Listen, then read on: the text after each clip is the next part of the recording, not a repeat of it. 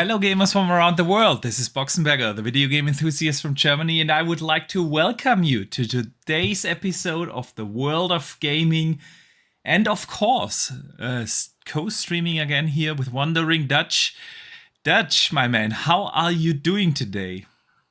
Yes, I'm doing well, How about you? Yeah, doing good.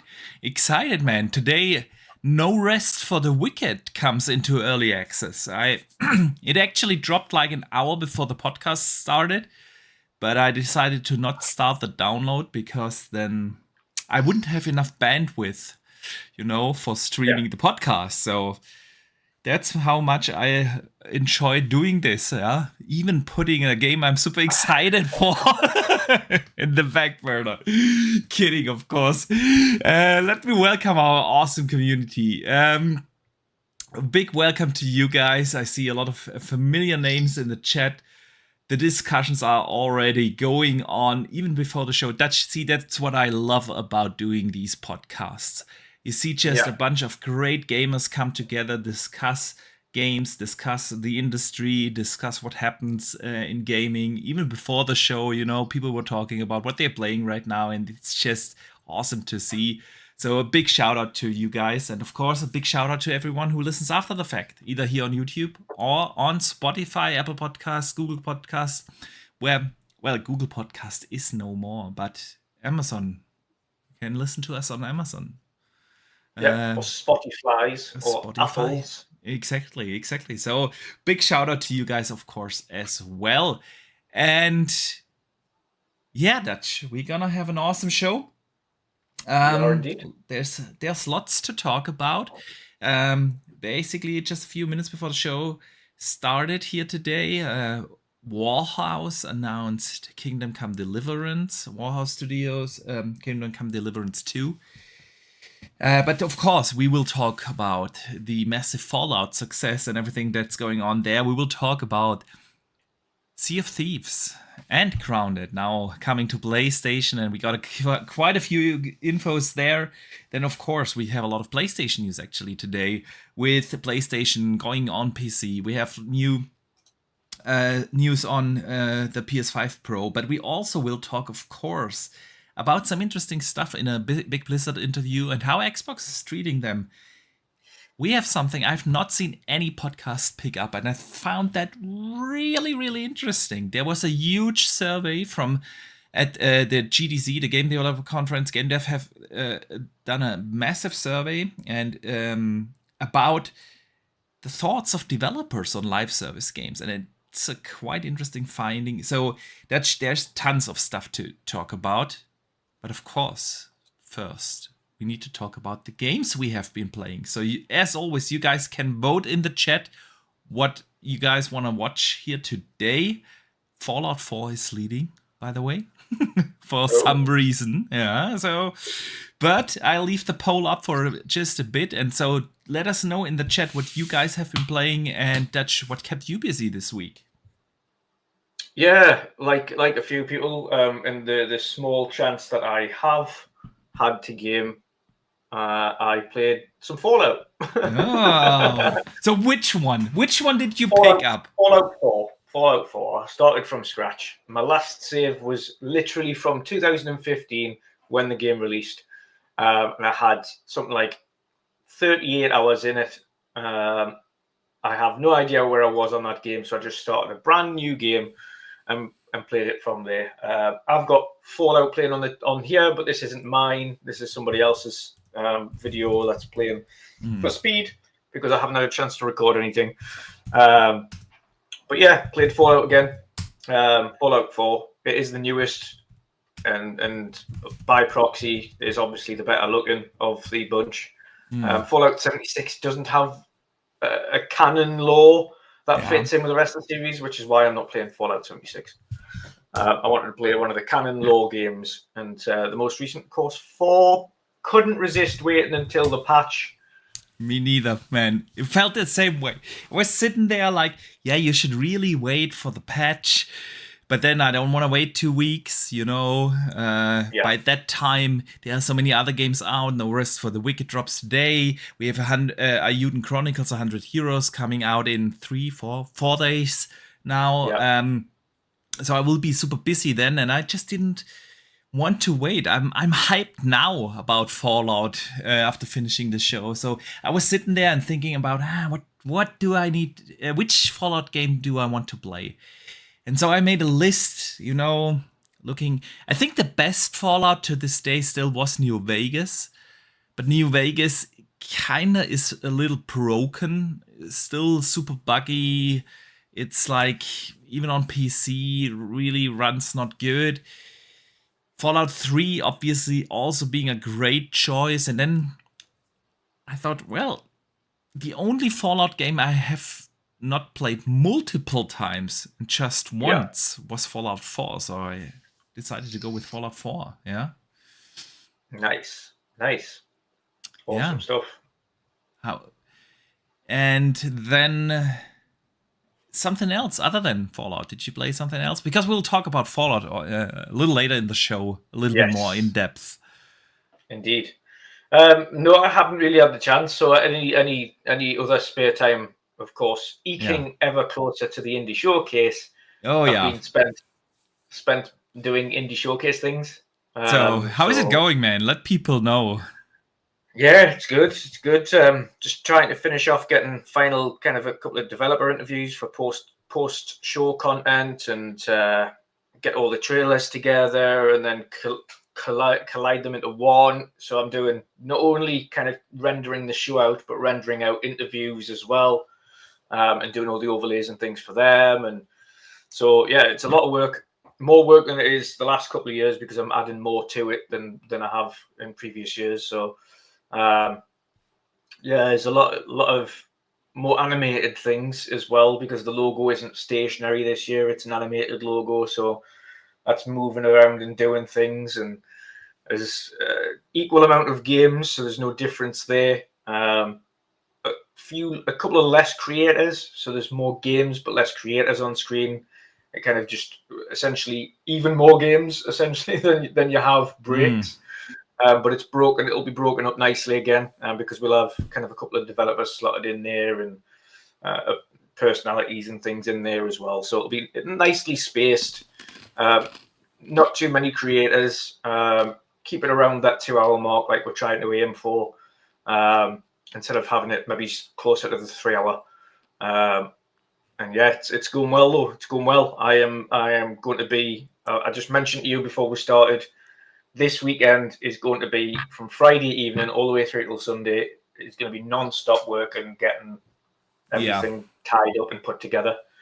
So yes, it's going to be a lot of rendering, a lot of just sitting in this room and eating things whilst I'm waiting for the encoding to finish on Premiere Pro. And then when one thing finishes, then I put another section together, and then that finishes, and then put another section together. And then when all of the sections are complete, then I put them into one nice, neat package, arrange them into the areas that I want them to be, and then export. Sweet. Sounds like a plan. Fancy new starting soon screen, which I teased on X the other day. Fancy new starting soon screen, fancy new intro. I've already chose the game that's going to be kind of a showpiece AAA game that starts the show before I even speak. So there's going to be one game that kind of rears its head just before we see it, and that's going to be a nice one to start it off with a bang. Sweet. Yeah, I'm looking forward to it. It's going to be fun. It's going to be fun. Good stuff, man. I think we are. I speak for everyone here that we are all looking forward to see the community in the showcase this year, because it is a highlight each and every year. So, and super looking forward to that. And next week we definitely have to have the trailer here on the show. Yes, most definitely. So, yeah. Where were we? Things we've been playing. So besides Fallout 4, I also played a lot of Dragon's Dogma 2. Yes. But Yeah, the Fallout itch got me, so I put that on pause and just played There was it. a bit more. I was going to say there was a bit more to it though, because we had a chat about Dragon's Yeah, Dogma as well, and uh, I'm kind of glad that I held off on getting it, because from what you're telling me, what you've said about it, as much as it's a great game, it's starting to grind a bit it on you. is. I felt like I needed this break. I'm definitely going to finish it, and I do enjoy it. But there are certain things just in the game, that got a little tiresome.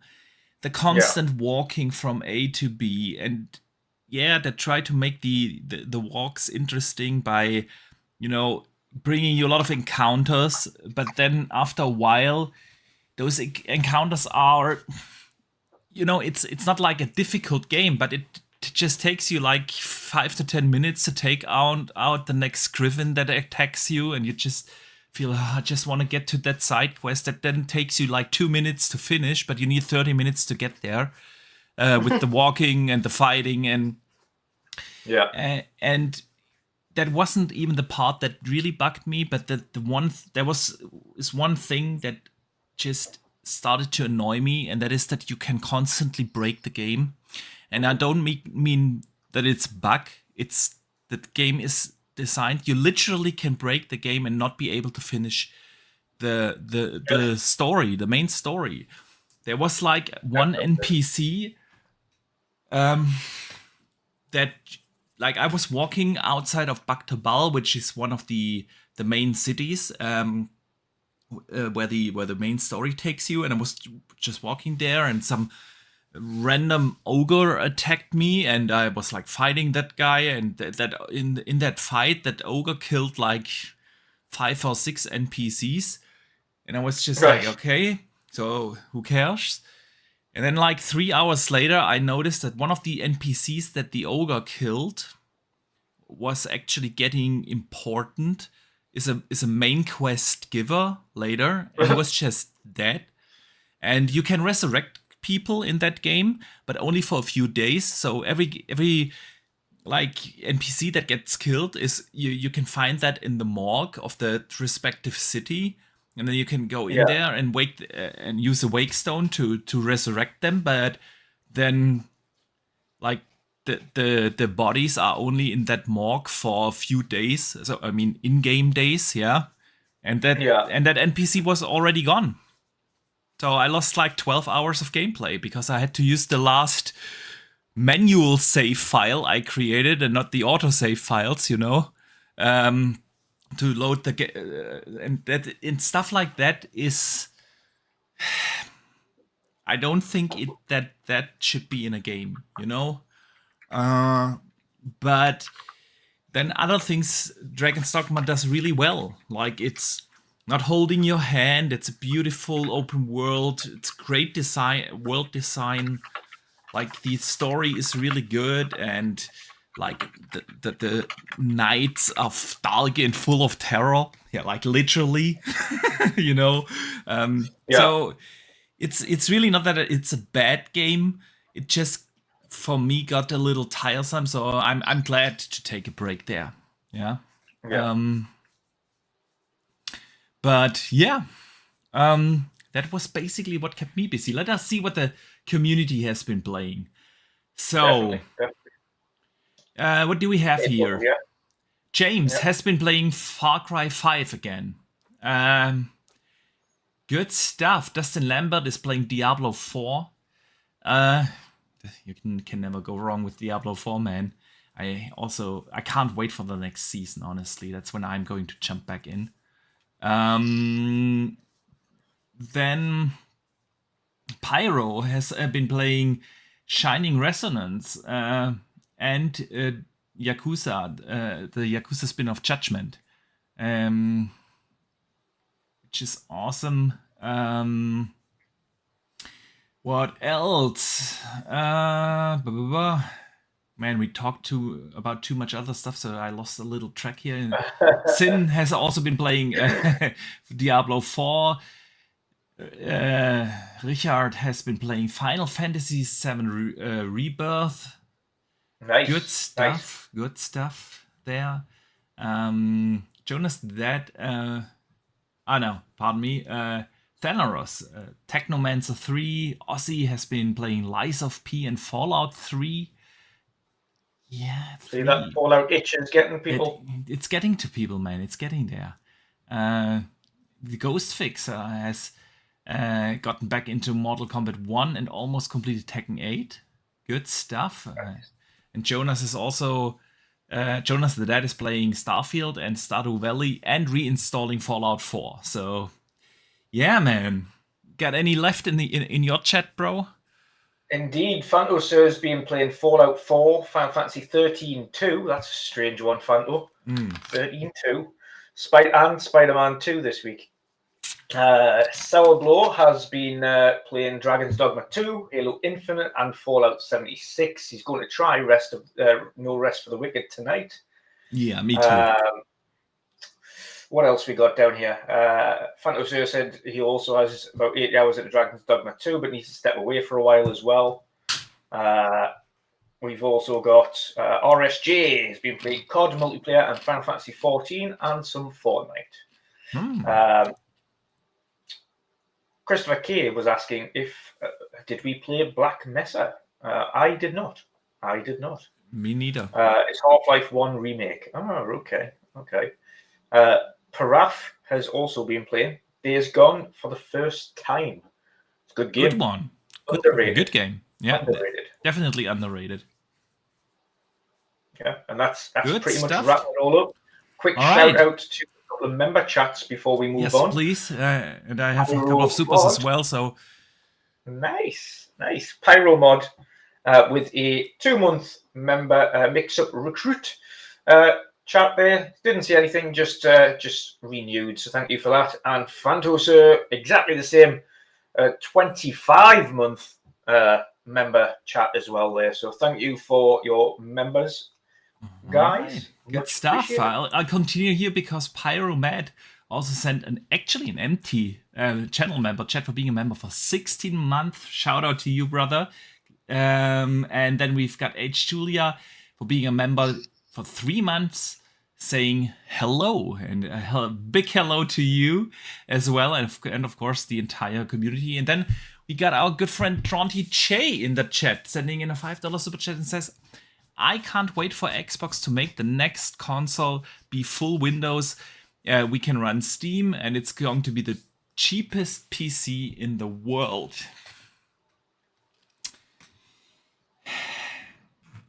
Actually, TJ, I want Steam on the console. I do not want my console to run Windows. Honestly, yeah. I really don't. Yeah, I love my Ellie, because then it would be like my Ellie. And I love my Ellie, but it annoys the hell out of me that literally every time I boot that thing up, I have to update something. May it be Windows, may it be an AMD driver, may it be an Asus driver, may it be a BIOS update. There's always something to do. Literally every time I boot it up. And as much as I love gaming on my Asus, the one thing that annoys the hell out of me is the fact that it runs on Windows. So I do not want that, but I do want Steam on console. It would be cool to have that. But we shall see. I also believe, honestly, that they are going to try, or at least try to unify Windows and the console. Maybe it will be like a different Windows version, I don't know, like a Windows Lite version. You don't have the full Windows experience, but the next Xbox OS runs at its core on the Windows kernel. So game developers don't have to really optimize between the two OSs, Windows and Xbox OS, but make one game version. I still wonder why they haven't done that so far. I think if it would be easy, the only problem I can see is the Xbox app on PC is friggin' atrocious. No, that's not what I mean. I know what you mean. You want the operating system to be a Windows Lite, but then Xbox over the top of it. Yeah, and I'm not talking about the window, about the user interface. Of course, I want that good as well. But for the game, there must be a reason why the Windows company is not running Windows per se on the console so far. You know, there's no doubt that they have thought about this, like a Windows Lite version. Probably not even noticeable for the consumer, but for developers to make it easy to not having to optimize for Xbox per se and PC, but to have that unified.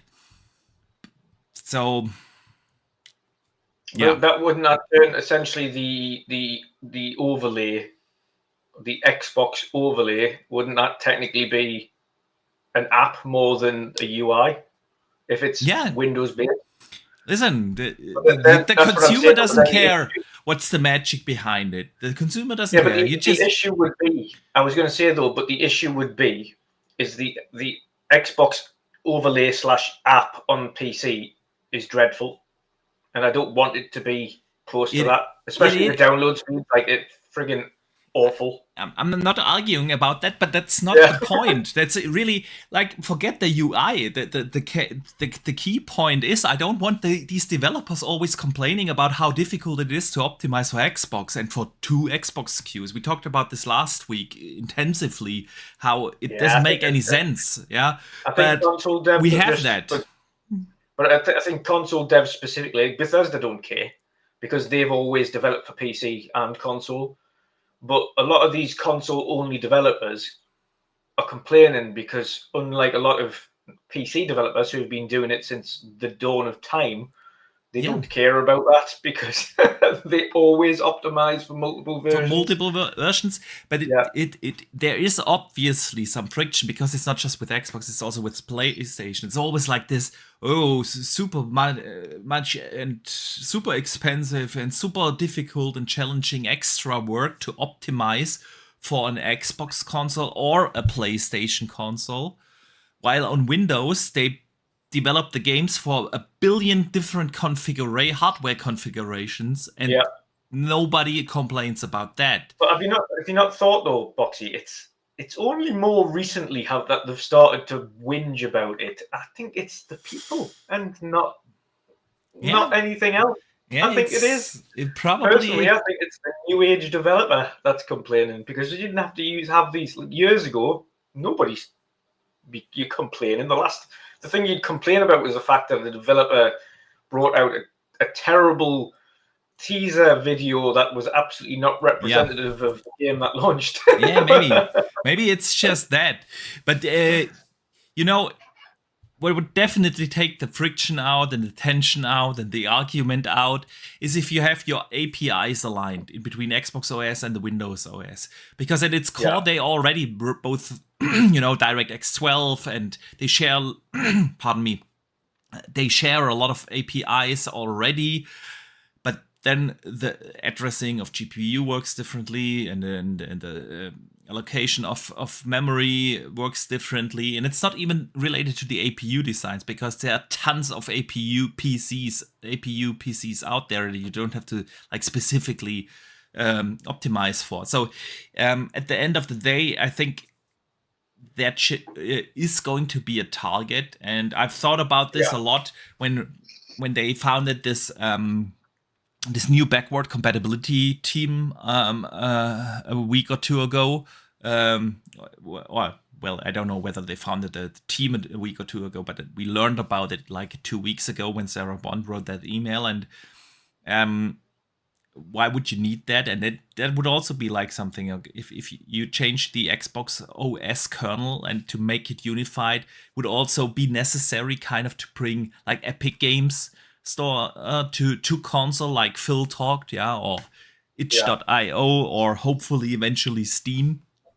You would have to have that unified like kernel at its core and the same APIs than a PC architecture, So, all right, we shall see, Dutch. We shall see. We shall see, indeed.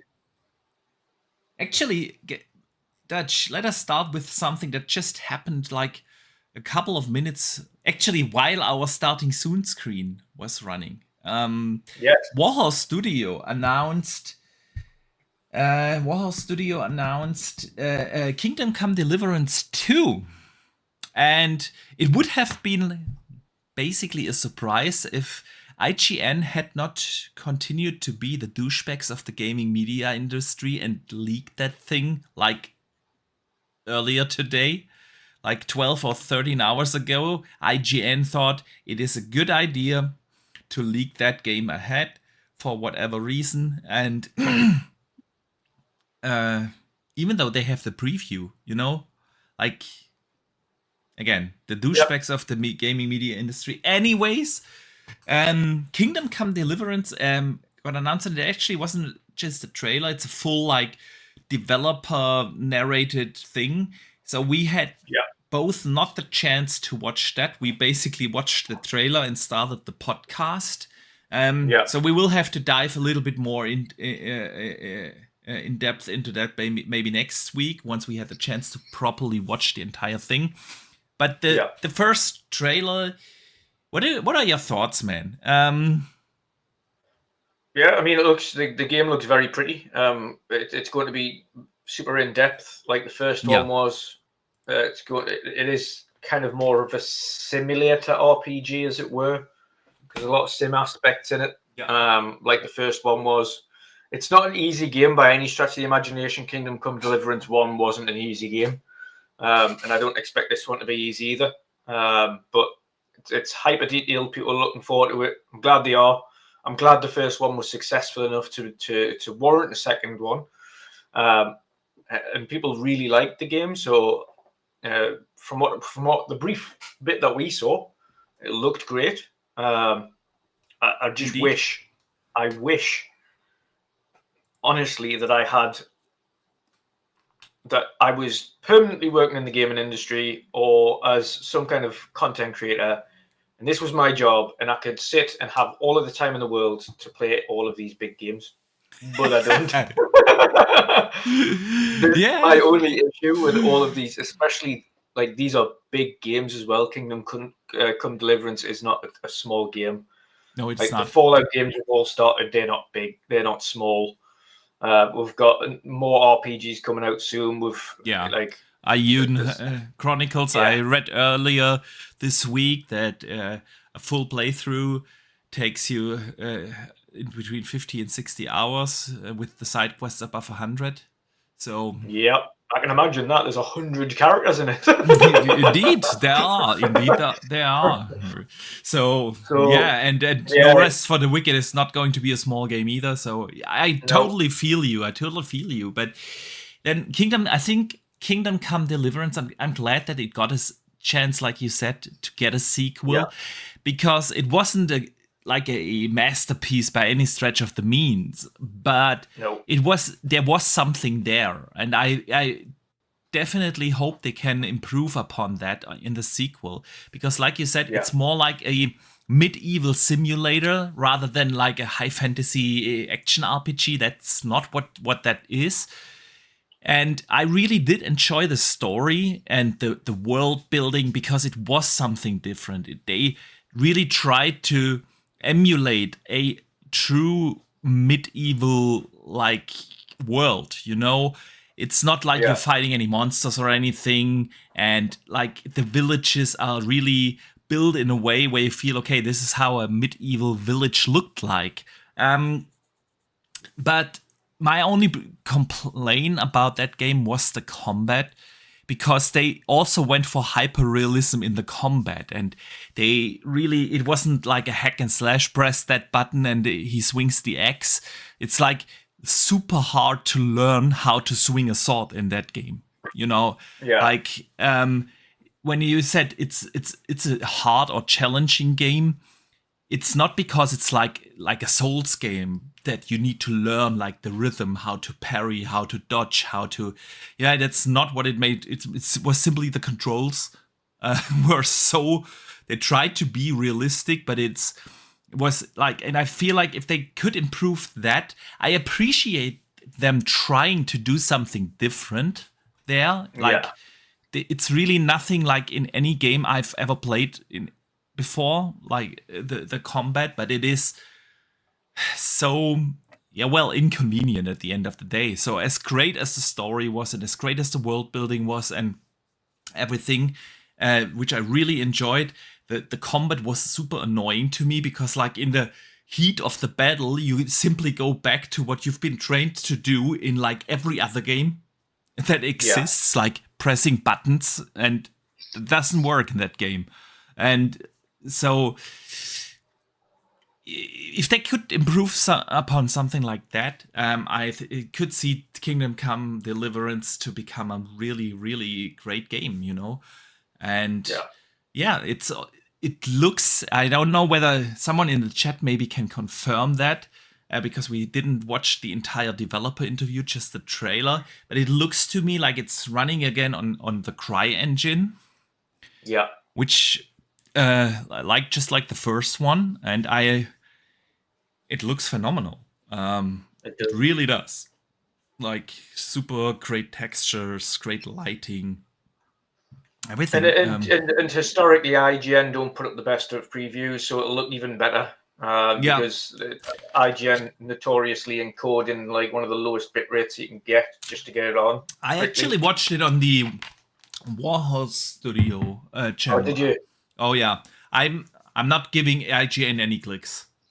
Those idiots don't get any clicks from my side. So, the Cry engine.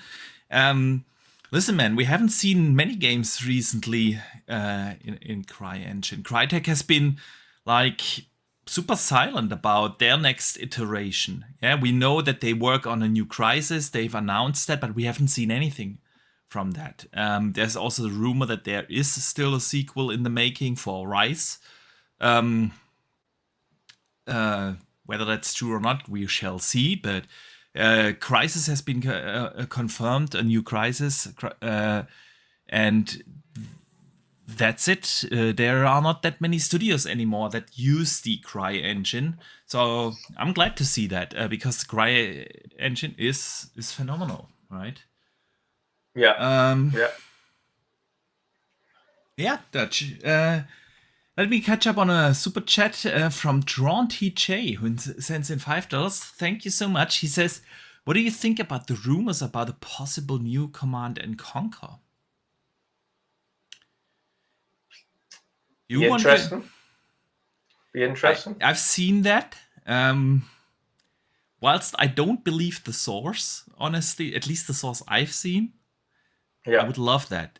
I think See, there are basically 3 like powerhouse stabled IPs in the RTS genre. It's obviously Age of Empires, and that's obviously StarCraft, and Command and Conquer.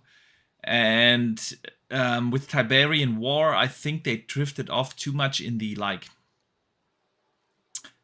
game live service games direction. But if they could go back to like Command and Conquer, Red Alert kind of deal, you know, with a heavy focus on a great campaign, telling a great story, and that, you know, Command and Conquer has always been like that RTS that relies most on like micromanaging your attack units. Like, while in Age and also in StarCraft, you basically micromanage your settlements, you know? Yeah. in Command and Conquer, you manage your army.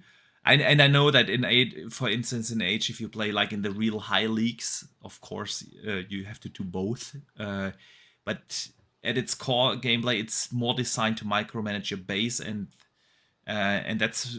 So yeah, man, I would be absolutely happy if we get a new proper Command and Conquer. Anything you want to add? No, I think I'm good. Okay, good. Dutch, so let us talk about...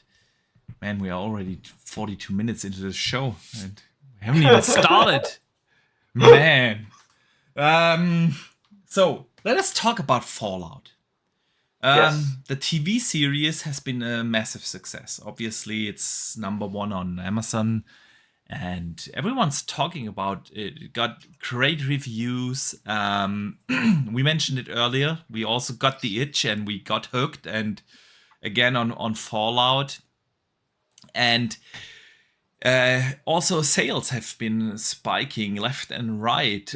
We've seen different reportings, on Steam. Fallout sales have increased 700%, more than 700%. And even here in Europe, Fallout 4 is now back on number one sales. Yeah. Skyrocketed 7,500% increase percent in sales. increase. Yeah. um, which is insane. And I see so many people also when I turn on my Xbox or when I look at my Steam list and on PlayStation, I see so many people in my friends list, playing some sort of Fallout game. So before we talk about which is the best, first, we both finished the show, right? No spoilers here, but Yeah. awesome. And so, what do you say about this massive success of Fallout again? Yeah. I mean, it goes to show that the combination of media has a knock-on effect on one or the other. If you've got a very popular game and the show is done well, then the show is very popular. If you've got a Yeah, very popular show based on the game, it can also then drive people back to the game again, or new people to the game for the first time. I think the combination that we had as well was that Amazon Prime, for those who had Twitch or Prime, were either giving away or had all of the games on sale yeah. on PC when the series launched. They were like, here's all of the games on Amazon Prime, download them. But to be fair, Um, Steam had this as well as yeah, on the Xbox Store. I'm not sure about the PlayStation Store, but I would be surprised if they are on sale there as well. yeah, yeah. I think with Twitch, you might correct me if I'm wrong. I think they'd literally give it away and not just put it on sale. I think they just, as part of the series drop, as a Prime thing Yeah, but it with was just Fallout. some Yeah, add-on. I don't know, some skin pack or something. It wasn't the full game. right, okay. Um, but yeah, it was. No, that was for Fallout 76, wasn't it? The skin add-ons. Yeah. Yeah, I think it might have been sale or something like that, but it was massively reduced all around. And of course, because everything was so cheap, and I'm talking like not even $5 for the most part. Some of them were like 8, but like really cheap to just pick up a game if you haven't got it already and play the game for the first time. But the show itself was just so well done, and it had the feeling of exploration and adventure, and it had this same daft humor from the games. It was well acted. Um, Visually, it was very pleasing. It had plenty of action mixed with, like I said, the adventure and the mystery as well, where you were kind of going back and forward between the characters. Some of them still in the vault, some like a couple of them outside in the open world. Then you had the Brotherhood of Steel, and then you had the is it what do you call them again? Was it NWE or Southwestern or whatever they're called? The New Republic of That's the one. Yeah, uh New Republican. yeah. Yeah, you had those. Um, so it was just so well done, um, Yeah. so well done across the board, and it made me, like a lot of people, after watching it, just made you want to go and play Fallout again after having not played it since 2015. It made me go back to the game and play the game again. So that's what you need. That's what you need, and um, we've got fingers crossed that. I mean, the tail end. The good thing about, and we can't say that about the entirety of Halo, but the good thing about specifically the last episode of the Halo season 2, that also had the same effect on me. That last episode Mm. of wanting to jump back into Halo again and play Halo, because obviously the last episode of season 2 of Halo had They teased Guilty Spark for the next series. They teased. They had the fight with the Arbiter. They had these big battles in space. They had all of this stuff that you wanted from the series was Yeah. eventually in it, but right on the end of the show. So it kind of gives you, okay, hopefully season 3 is more Halo than it is kind of this premise to it. But Fallout was the complete opposite. From the get-go, it was apparent it was Fallout. Yeah. It was just fully Fallout. It was like the characters and the way the vaults are going, and then it described the differences between the vaults and how some of them are just nicey and other are just complete evil. Yeah. And it's like human experiments, and it was fascinating to watch. I'm looking for. It was just a damn shame that we've got to wait so long to get season 2 Season 2, because it's indeed. literally just finished, and it's going to take them at least a year or two, if not longer, to do season 2. Yeah. So it's going to be Or a longer. while till it's gonna be longer. Yeah, definitely. Yeah. So it's just. Other than that, I mean, it's testament to the fact that once we'd finished the show, we immediately wanted the next one, and we know that's kind of not going to happen anytime soon, which is a shame. But it just shows how successful it was, that people loved it. Absolutely. And I really, really quick on the show itself, I really liked how they did the character development. Where you left off. Okay, so who's really like the bad guy, and how they, the legendary quote, war never changes, how they introduced that towards the end of the show, because this was the one thing I was like, all the way through episode 7, I was like, okay, why are they never bringing that quote? And then like in episode 8, it suddenly hits you why they waited so long to introduce that line. And it's like phenomenal show, great phenomenal show. And like you said, there are now so many games getting shows. We have a great Last of Us show, we have Halo, we have also likes of The Witcher, which, well, I know it's not based on the game, but it's based on the books. But let's be real, Netflix would have never made a Witcher show if it weren't for the super massively successful games. So and we saw the same with Cyberpunk Edge Runners. Like yes, right. Cyberpunk Edge Runners. Cyberpunk straight after that. Absolutely. Which was also, by the way, really good. So we see that now that time where these different entertainment medias kind of intertwine. Games getting made into TV shows or movies, or vice versa, and it's really cool to see. And do you have high hopes for Netflix's Gears of War? I do. I do want to have that. I feel like Gears is. I love Gears, yeah, and it is probably harder than like a Fallout to make into a movie. Simply for the fact that basically every Fallout game stands on its own. Like the entire lore, but with having like these hundreds of vaults out there, and in this game you play someone from Vault 4, in the next from 111, and the next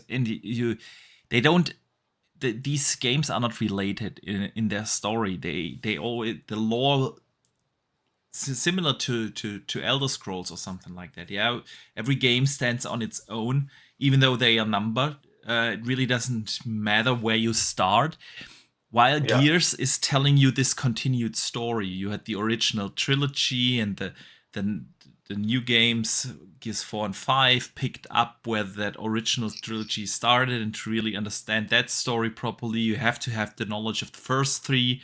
Of the first trilogy, and that makes it, of course, a lot more challenging to put that into a TV show, because you could either retell the story of the games, but to make your Yeah. own Gears game, you kind of, you kind of have to have the main characters from the games in there. Yeah. Whilst it was so easy, simply from the way how the lore is built, to have like new characters that are not in the games in a Fallout and make it totally believable. But if you don't have Marcus Phoenix in there, yeah, it's like it's not.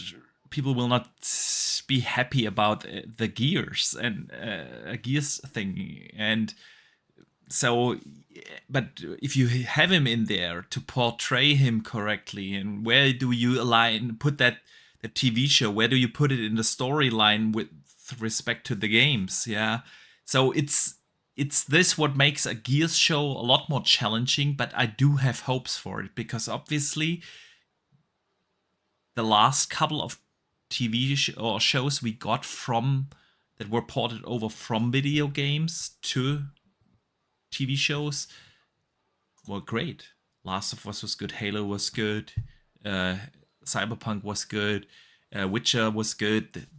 And obviously Fallout was the best in my opinion so far. But yeah, I do have high hopes. I do hope. But I think it's a lot more challenging. Yeah. Yeah. Yeah. So yeah, I mean, the way they've done Fallout is they specifically had it so it fell after Fallout 4 and before the next Fallout. So it kind of works that way. Now, obviously, they've got season 2, which means this one follows directly on, which will be good, which won't disrupt it. So the series itself will be set after Fallout 4, but before Fallout 5. So it's going to be interesting to see what they do to follow on from the series in the game world, and how they carry potentially some of the characters from the series into the game for the next Fallout, or whether or not they kind of put like little Easter eggs in there in the next Fallout from this certain areas or certain characters that they've got in the series for the next Fallout. But it's just a damn shame we're not getting a new Fallout for a very long time, because the next game they're making is Elder Scrolls. So that is so true. And while I'm super excited for the next Elder Scrolls, of course, right now it feels like, yeah, man, it would be so cool to have a new Fallout game alongside this awesome show.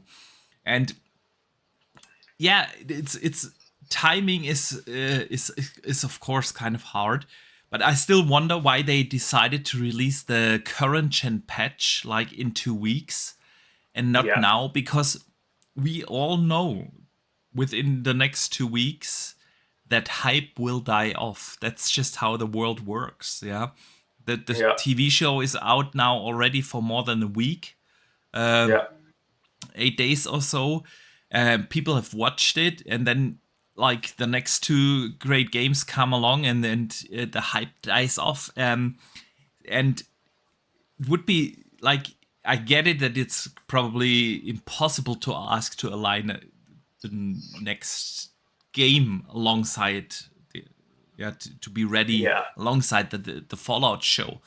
But this patch has been in the works for like, what, they announced that, I want to say 2 years ago, maybe it was just 1 year ago. It feels like forever ago, and it's just a patch released that alongside the show.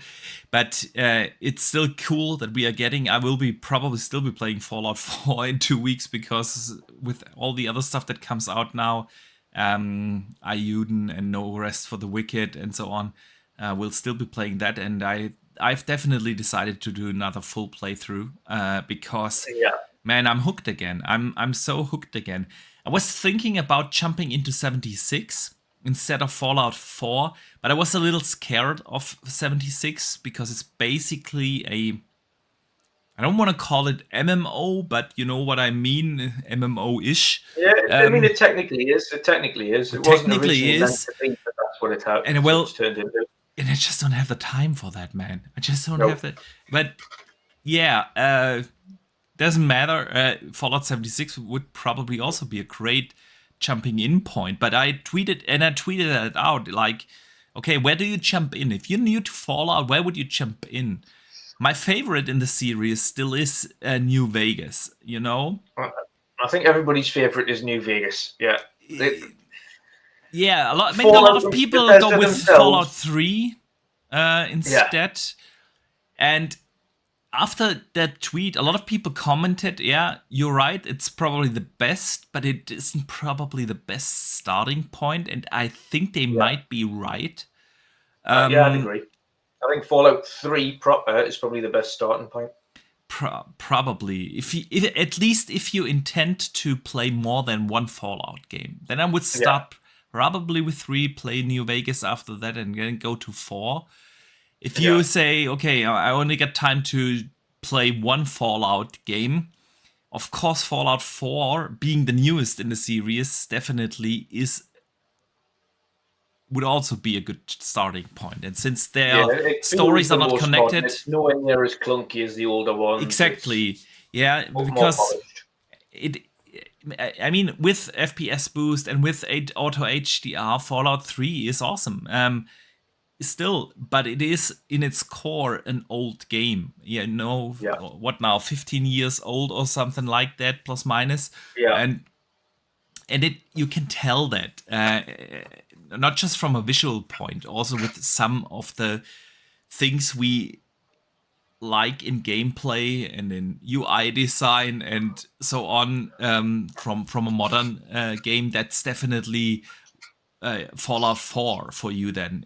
So I would love to hear what people in the chat think. What would be a good starting point? Let us know in your opinion, because I feel like 3, if you play more than one, 4 probably the newest, and the best still is New Vegas. So so what do you say about these skyrocketing numbers about sales? Because let's be real, I also bought Fallout again, even though I own Fallout 3 and New Vegas, but I own them on Xbox. I decided to buy them on Steam because they were only like $2 each. So I added that to my shopping cart and thought like, hey, maybe I do another New Vegas playthrough on my alley then. Have you thought about trying out Fallout on PC because it was so cheap with loads of mods attached to see how pretty I have been thinking about that, I have been thinking about that. But then the thing is, really, like, it annoys me that Fallout 4 still does not have Play Anywhere. So no cross saves, and I don't want to do that. So, and modding like a 15-year-old game as in Fallout 3, would be interesting to see. I've been thinking about playing around with the mods on console, because Fallout 4 also has a lot of mods on console. It's one of these rare games that truly do have a good support.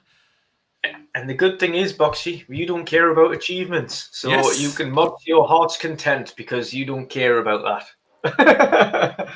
So you're not bothered if the achievements get disabled for any mods. So you can just add as many as you want and be happy. And Siki in the chat also says Fallout London is coming, which is a massive mod for Fallout 4 that puts you into London and tells a story there, like absolutely awesome. They've decided to delay that mod it was supposed to come out along with the show, but then the mod devs decided to delay it for after the current gen patch, because they would have to probably fix a couple of things once that patch is out. So they decided to release that after, fix first, then release, like you do it. We've got Mr. 7 Digit in our chat here saying, just start at the beginning, you understand the story better that way. The only problem with starting with, and I said this, the only problem with starting with the OG games is that the casuals, the original Fallout 1 and 2 are not for regular players. Like they're not easy. True. Yeah. I mean, it's a cool starting point if you really want to go old school and go back to the non-3D Fallouts 1 and 2. top-down Fallout. I would, Actually, maybe I do that and go back and want to see how they I watched. hold up. I was going to say I watched Jez because Jez has been playing the original. I Okay. think he's been playing Fallout 1, and he said, "I'm trying to do a raider camp or something like that is not as easy as it is in the new games," and he Yeah. gets just killed immediately. Yeah. Yeah. It's like, oh god. Um, yeah, they're not easy at all. You forget. I think we forget as well for those who don't play some of the older games often, old games specifically often, Yeah. just how difficult old games used to be. Mm. They were not easy games. I don't know Nope. how we got through them when we were younger because they are a pain in the arse. You just die immediately. I've had There's with a got to be friend that discussion a couple of weeks ago, and I think a lot of the things why these games were so balls hard is because those were actually super short games.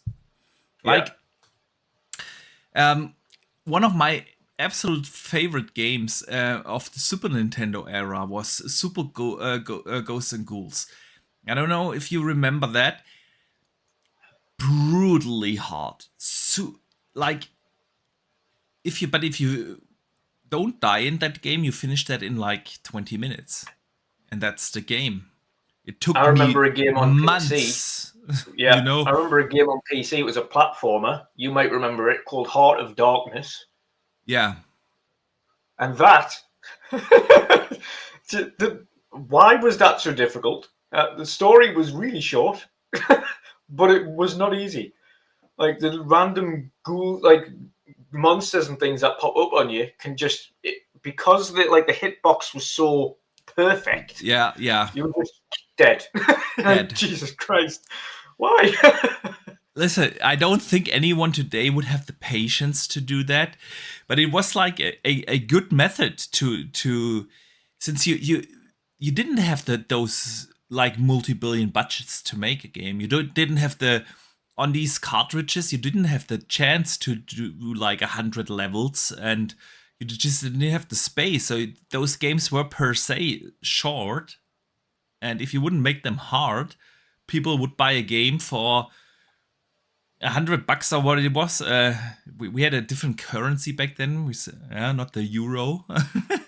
So, but you would buy those expensive games and then be done with them in 20 minutes. So, well, maybe 30, and that's it. And so, yeah.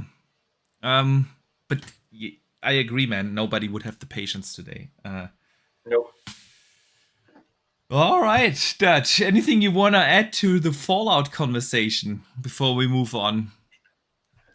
no. I just think it's ultimately fascinating how watching a great show that has a history of where the game has come from do so well have such a significant impact on how the game performs. And I think it's going to get a lot of studios thinking about that going forwards as well. It's going to get a lot Mm, of, especially Microsoft and Sony. It's going to, and Nintendo we've seen with Mario, yeah. but it's going to have a lot of them thinking we're going to have to team up with Netflix. We're going to have to team up with Amazon more often. We're going to have to Mm, get a few of these IPs having shows.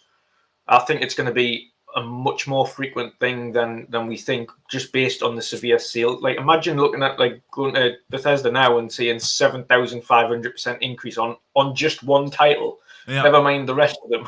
They'll be like, whoa, my God, why didn't we do this earlier? I've seen Um, earlier today a tweet.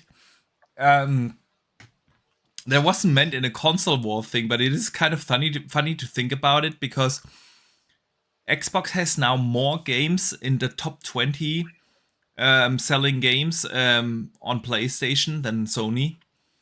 Because with yeah, all the Fallout games now, like Fallout 76 and Fallout 4 and Fallout 3 and shit, along of course with the Sea of Thieves and pre-orders Minecraft.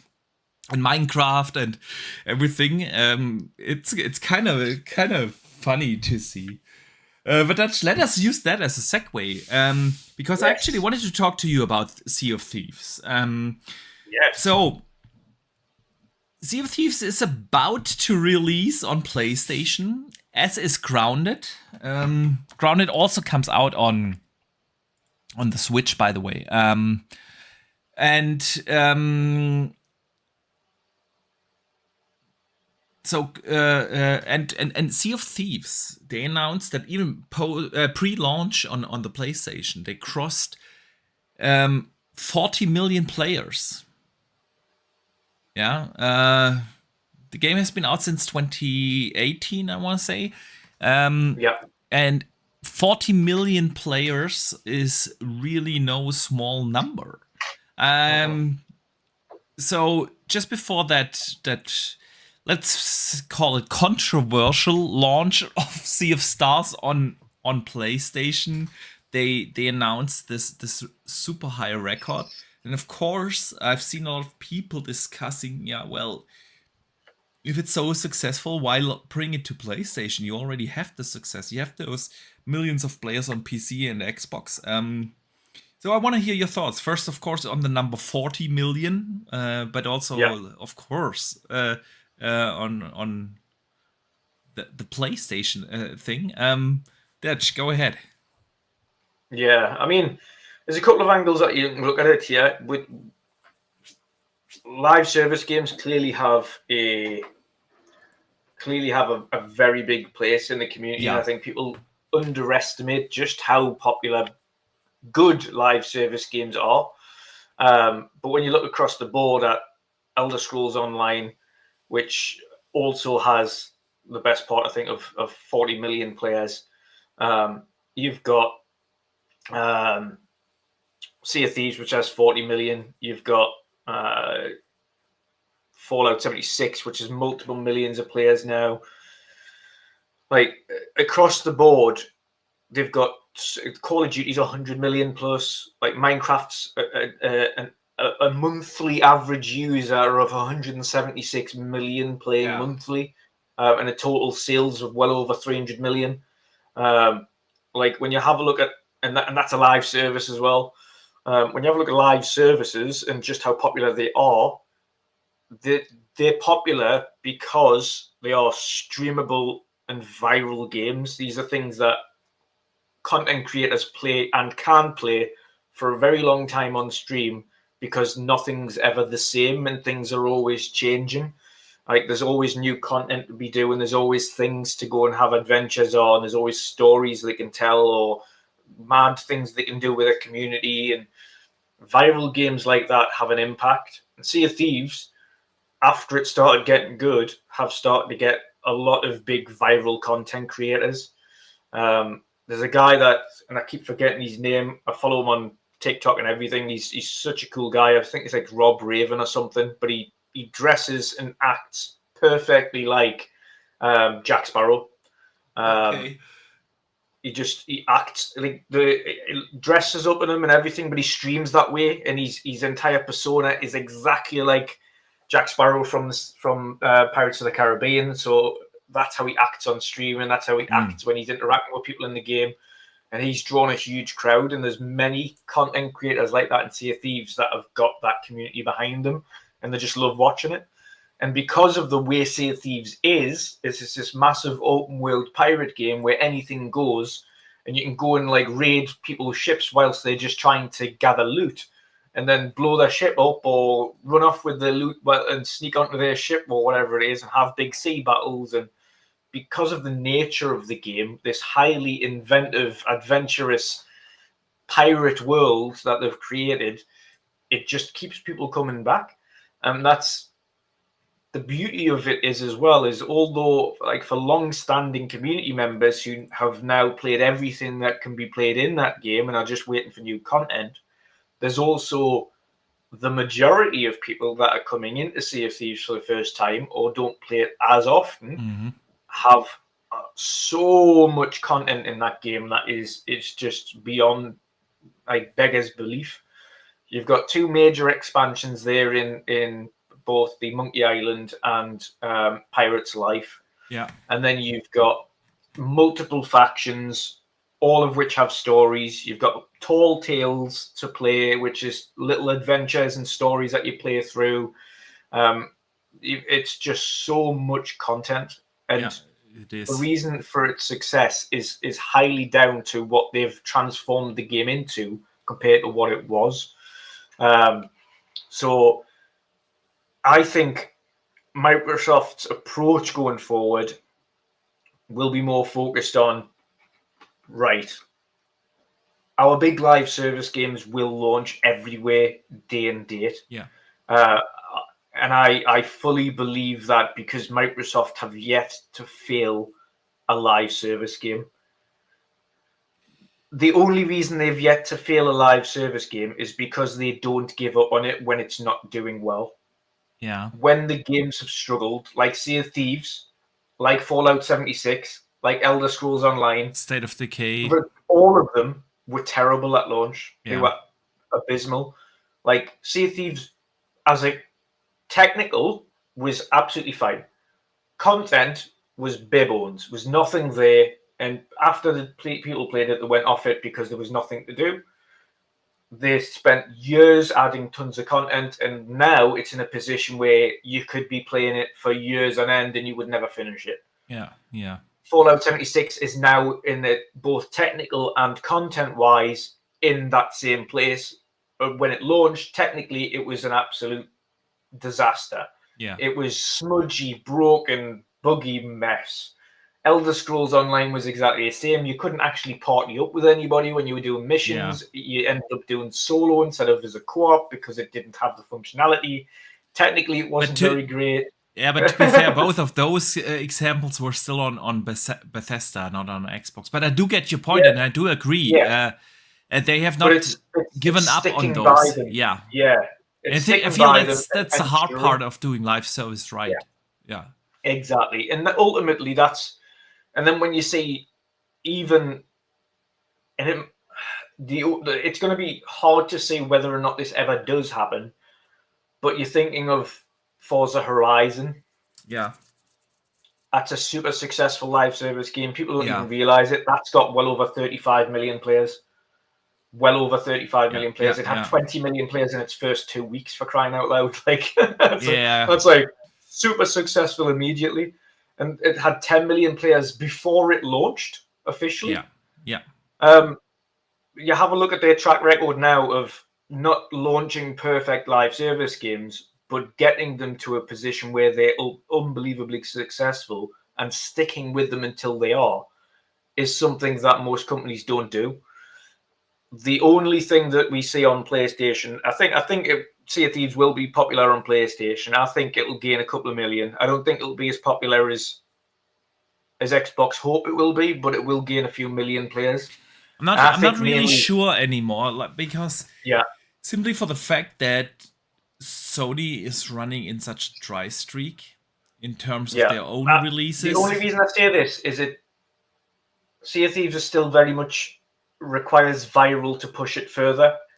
I think if some big PlayStation streamers or some more streamers start playing that's it why again, I'm not saying it will be, but I think it could be, also with the third-party releases slowing down in the next 2 or 3 months. They will be picking up like in September again, also on PlayStation, of course, third-party releases.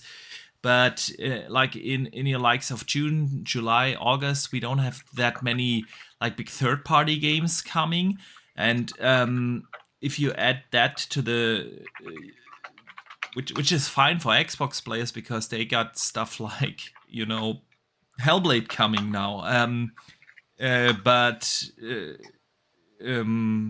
Sony we don't have that many releases over the next couple of months, so it could be that a lot of people just jump in and check it out, and we will see where this goes. But and seeing that it is able, or a game like Sea of Thieves was able to attract 40 million players, shows you that there is something to that game that resonates with people. So all it needs to do is go a little viral. You've seen things like Helldivers or so, which didn't have a big marketing campaign, but basically word to mouth. and viral things just made that game a super successful thing, and could happen, of course, also with Sea of Thieves.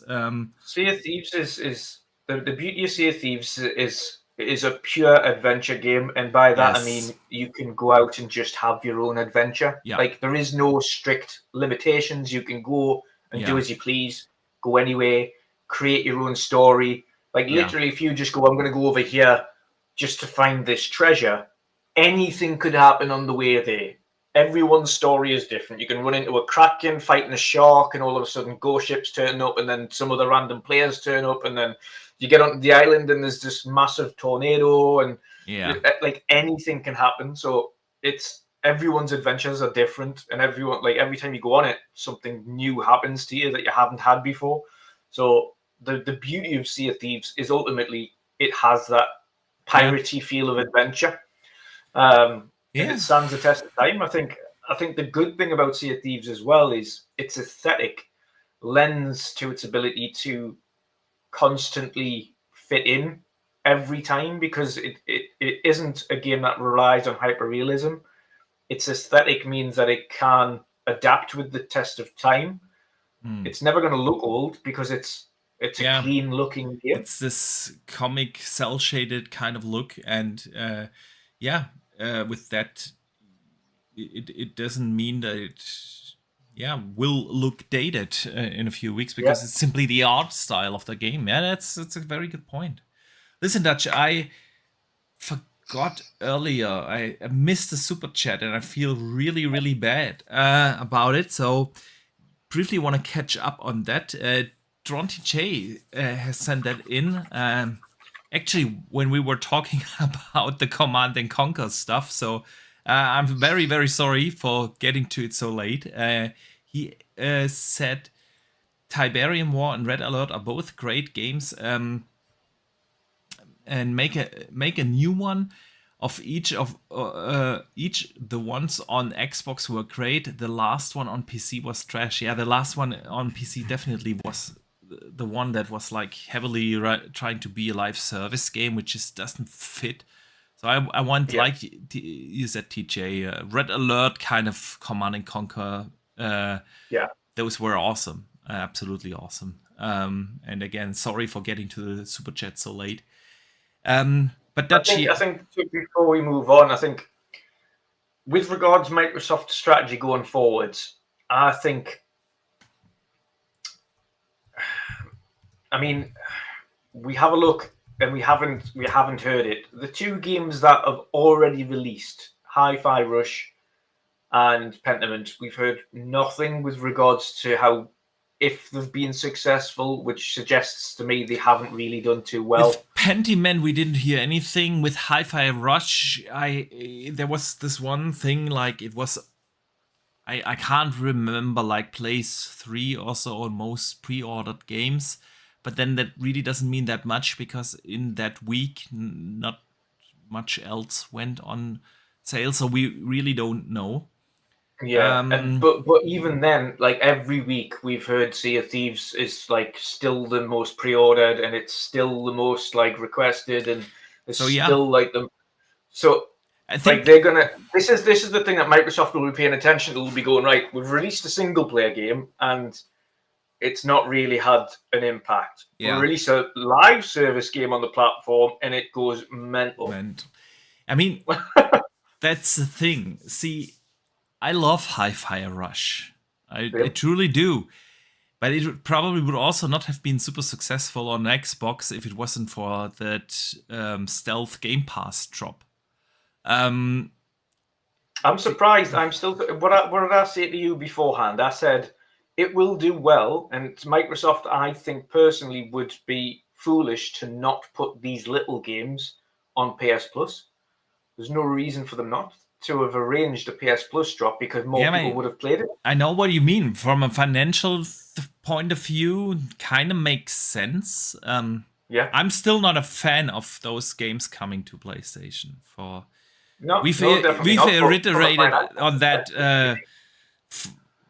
extensively on this show. And if you're going to, though, especially if you're going to for the small games that did drop, the Yeah. Hi-Fi Rush and Pentiment, like they need to. It sounds stupid, but the casuals don't pick up the small games. They just don't. They won't. The only way you're going to get the players, only way you're going to get the players is put the them on casuals PS5. will not even know that a Hi-Fi Rush exists, Nope. let alone on PlayStation. And since there's really no marketing push behind this, that's the thing. And I don't feel like a game like Hi-Fi Rush where you have to pay, what is it, $30 or 40 or something on PlayStation will get that viral impact because it's just too small. A Sea of Thieves could be that because it is simply already a little bit a more well-known thing, and with its nature of being live. The most pre-ordered version is the premium version of Sea of Thieves. Yeah. And since it is like a game that is best played with friends, it automatically touches more on the viral aspect, and so we shall see whether that's going to be a success or not. There's at least there's a lot of talking about it coming now to the console, which we didn't have with Pentiment and Hi-Fi Rush. So, let us stick with PlayStation real quick. They've announced Ghost of Tsushima coming to PC, and actually, along with that, the director's cut or whatever they call it, and along with that, they will be bringing trophies to PC and have that at least in-game overlay, so you can have cross progression and talk to your friends and have party chats and so on. And that just tells me that PlayStation is going. It's the next step to move towards PC. You know what I mean? Yep. Xbox already has that for years, that you have achievements across PC and a console and actually cloud and everything. Yep. It was definitely something that is missing. Also with the new overlay, it's not a launcher. They don't have a PC launcher just yet, but trust me, it will come. It will come. Yeah.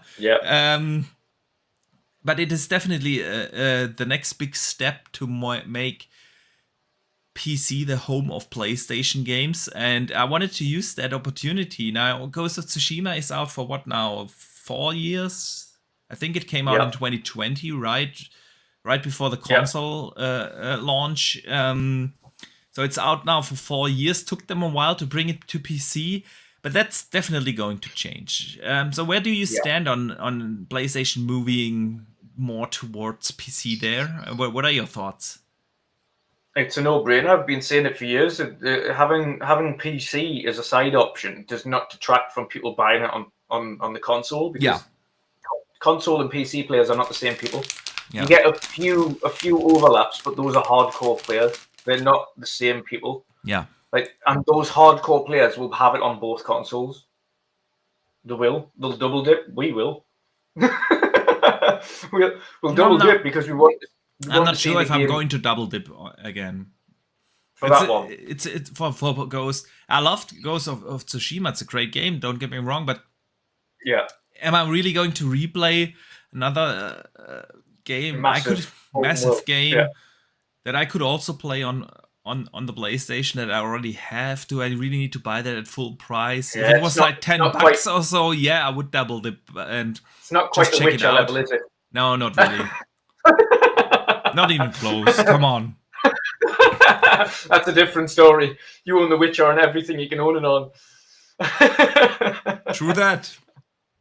Definitely. But ultimately, the bottom line is it's an absolute PlayStation know it, because they've seen that the sales that they've got from their previous titles on PlayStation have not detracted from the titles on the console. It's and even saying that, another thing that they've noticed as well with the release of Helldivers simultaneously, is that it was almost as popular on both platforms. PC edged it slightly, but only because Steam players do just buy games immediately. Yeah. Like they see something that they want and they'll buy it, and that's it, and then they'll play it because it's viral. Whereas again on PlayStation, it's more the casual player, but because of the virality that was on PC and having it available on PlayStation, PlayStation still did well because people that were watching streams of people playing it on PC and then saw it that was available on the console picked it up.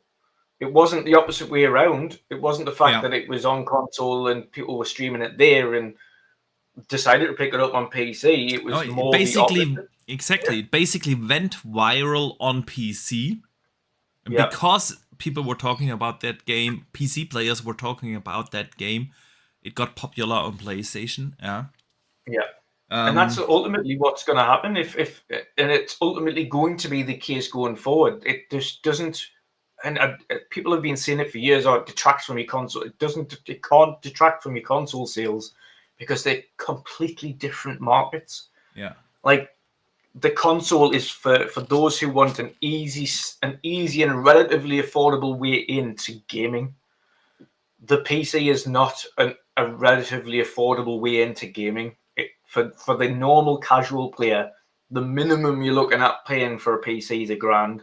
You can get a bog standard like gaming PC ish for like 600-700, but they're terrible.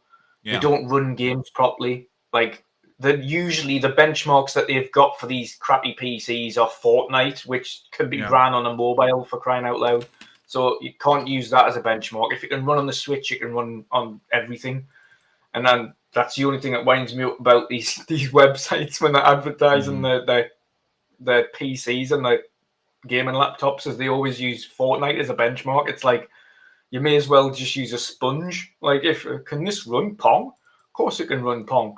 Like, well, everything can run that game. Yeah. Yeah. Like, why would you use that as a benchmark? The ultimate, what PCs need to do going forward is saying, right, this is like the most extensive game. This is what it can run at. That's how you can get a benchmark. But ultimately, then just entirely different markets with entirely different players that have set out to get things for entirely different reasons. People pick up a PC because they want performance. They're not most of the time fussed about the graphical side of things.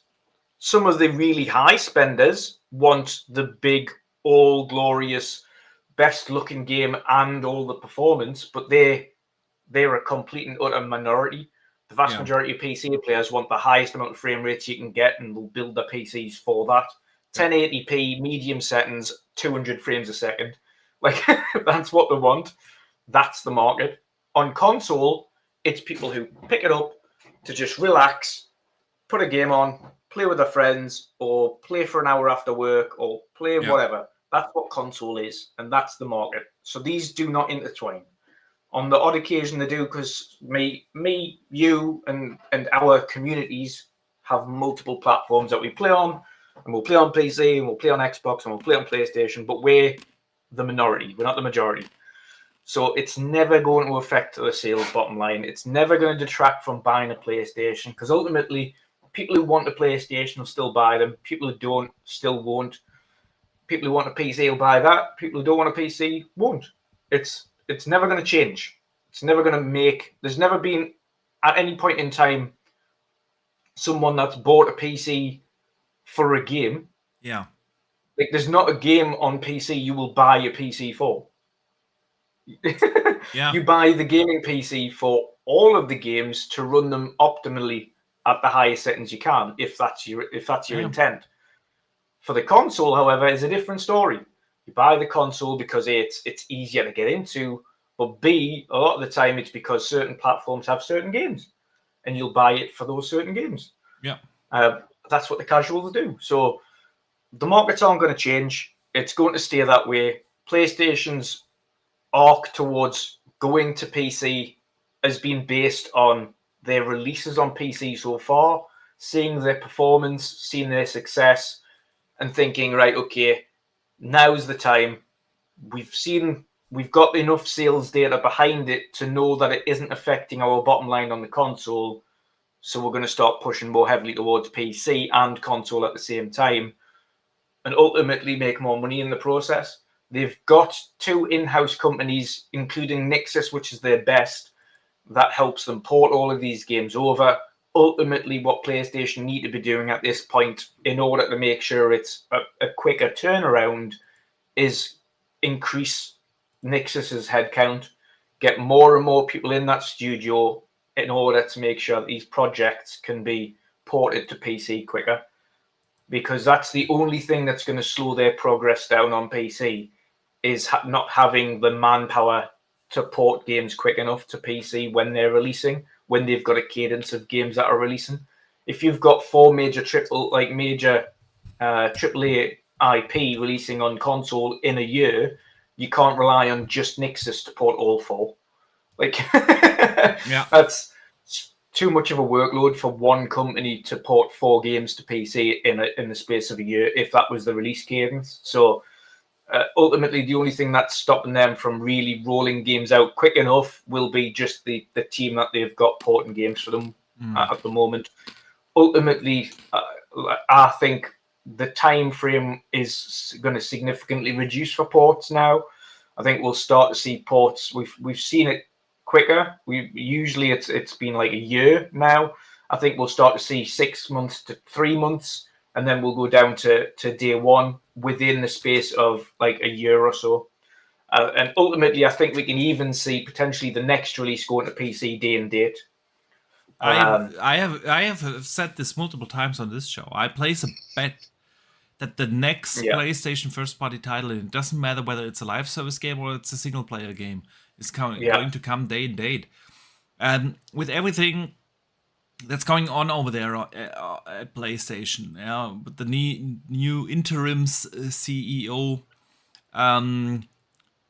he was very, very vocal on how to increase their margins and yeah, make them more profitable. And it is that basically already left no questions about the PC strategy. Now with Ghost of Tsushima, they've introduced like the little things that they need to fix: cross save, have access to your trophies, make the PC experience when you play a game like Ghost of Tsushima, a Sony game on PC, make that experience a PlayStation like experience. They have introduced that new in-game overlay. It really lets you access your friends list from PlayStation, your messages, your again trophies, and so on. And with that, they've done a big step, and you will see that in every other game that they will bring forward to PC.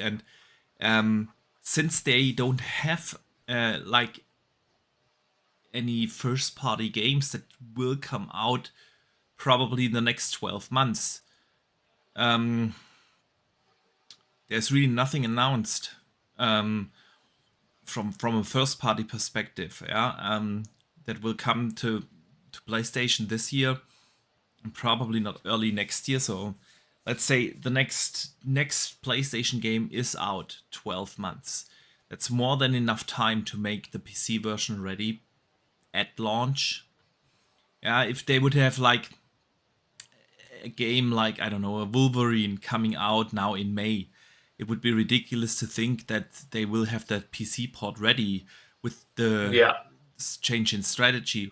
But since the next PlayStation game is so far away, again, I think there's more than enough time to bring out a PC version, and I would take a bet on that. It would only make sense for them to copy what Xbox has been doing there, because they are simply leaving money on the table and seeing how their development costs skyrocketed over the years. The last Spider-Man costing $200 million to make. Yeah, There's no doubt you have to find new ways to optimize that. And like you said, I fully agree there. There's always this one guy out there in the community that would then not buy the game on PlayStation and rather on PC, or move completely over to PC and sell the PlayStation. But overall, I feel that this has been proven now with the pioneering that Xbox did, that PC and console are for the most part a different market, and people will either have both, or they a hardcore PC master race guy would never ever go back to a console anyway, and a casual gamer or even a hardcore gamer that just loves consoles, which is basically me, yeah, would always prefer the console over the PC. I do have a gaming PC and I play on PC mostly the games I can't play on console. Like I put 700 hours in H4, yeah, um, on PC, and I know that it's now also on Xbox, but you know what I mean. But if I do have the choice, I usually play my games on a console because I just prefer the experience over the PC, even though my games look and run better on PC. Yeah, and so yeah. There are just those are different markets, and it's a personal preference, and I don't think that you would lose a big footprint in the console space once you bring your games to PC day and date. And I think Sony knows that. They have been looking at what Xbox has been doing for the last almost 10 years now. When did they start? They started basically, I think, with Quantum Break was the first one, and it was 2015, I want to say, so 9 years now. Xbox has been doing that stuff for a long time. And yeah, you can argue all day long that Xbox consoles are not growing and there's no necessity for them. But the console market for Xbox not growing has nothing to do with the games being on PC. That was the lack of games and the lack of marketing. Games and marketing. Those are the two reasons: games and marketing. Yeah. It's also, by the way, this maybe I'm going a little off rails here again, but this week I read an interesting article. Hang on here that the UK gaming market last year in 2023 grew 4.4%. That was by a report from the UKIE. And that they showed that the UK gaming market grew to a total value of 7.82 billion pounds, and that's an overall growth year over year of 4.4%. So the gaming market is growing, as a whole. So I've said that before multiple times, that when Xbox says, well, our console space isn't growing, so we have to do other things. I do understand that you always want the biggest growth, but the gaming market as a whole is growing. It's not the other way around. And the reason why they are not growing in the console space was simply the lack of games and especially marketing. Yeah. I've got a super chat in here that's quite funny. Sure. First 23 BKMY with another $20 every week. Legend, thank you. He says, if you're so confident about day and date PlayStation, bet me $500 that Wolverine will be day one on PC. I am not a betting man, and I am not confident enough to bet $500. But I would never place a bet about $500. Yeah, 500. Yeah, but no, I am confident that it will be within the next year or two. We'll see day and date on PC. I think it's going to significantly shorten first. I think we're going to see, instead of a year, it's going to be 6 months or 3 months, and then we'll see day and date. And I think it's ultimately down to how the next games sell on PC more than whether or not it detracts from PlayStation. I think as long as they can see the popularity that Helldivers achieved on PC retain for their next launches, then we'll start to continue to see shorter and shorter time frames. And I think ultimately it won't be too long before we see a first party AAA IP from PlayStation, single player one, launch day and date, because it doesn't detract from the console itself. I agree. I definitely agree. And ultimately, the money is made with selling games, and if you can sell more games, that's just what it is. Yeah, Dutch. Let's stick with PlayStation. We also got now basically almost on a weekly basis more and more news on the PS5 Pro. Yes. So that's why we bring it up every other week, right? A couple of things happened. Sony had the initial leak video from Moore's Law is Dead taken down for copyright claim. Yeah. Make of that what you will. A lot of people took it like, okay, it's imminent. The announcement is imminent. Others were saying like, yeah, they don't want that rumors out there because the PlayStation Pro isn't happening at all. So this week we got two things. The first is more or less on a release window. We all expected this fall. Certification for the console is probably going to start in August, is what they say now, which would then align with like a release in November or so.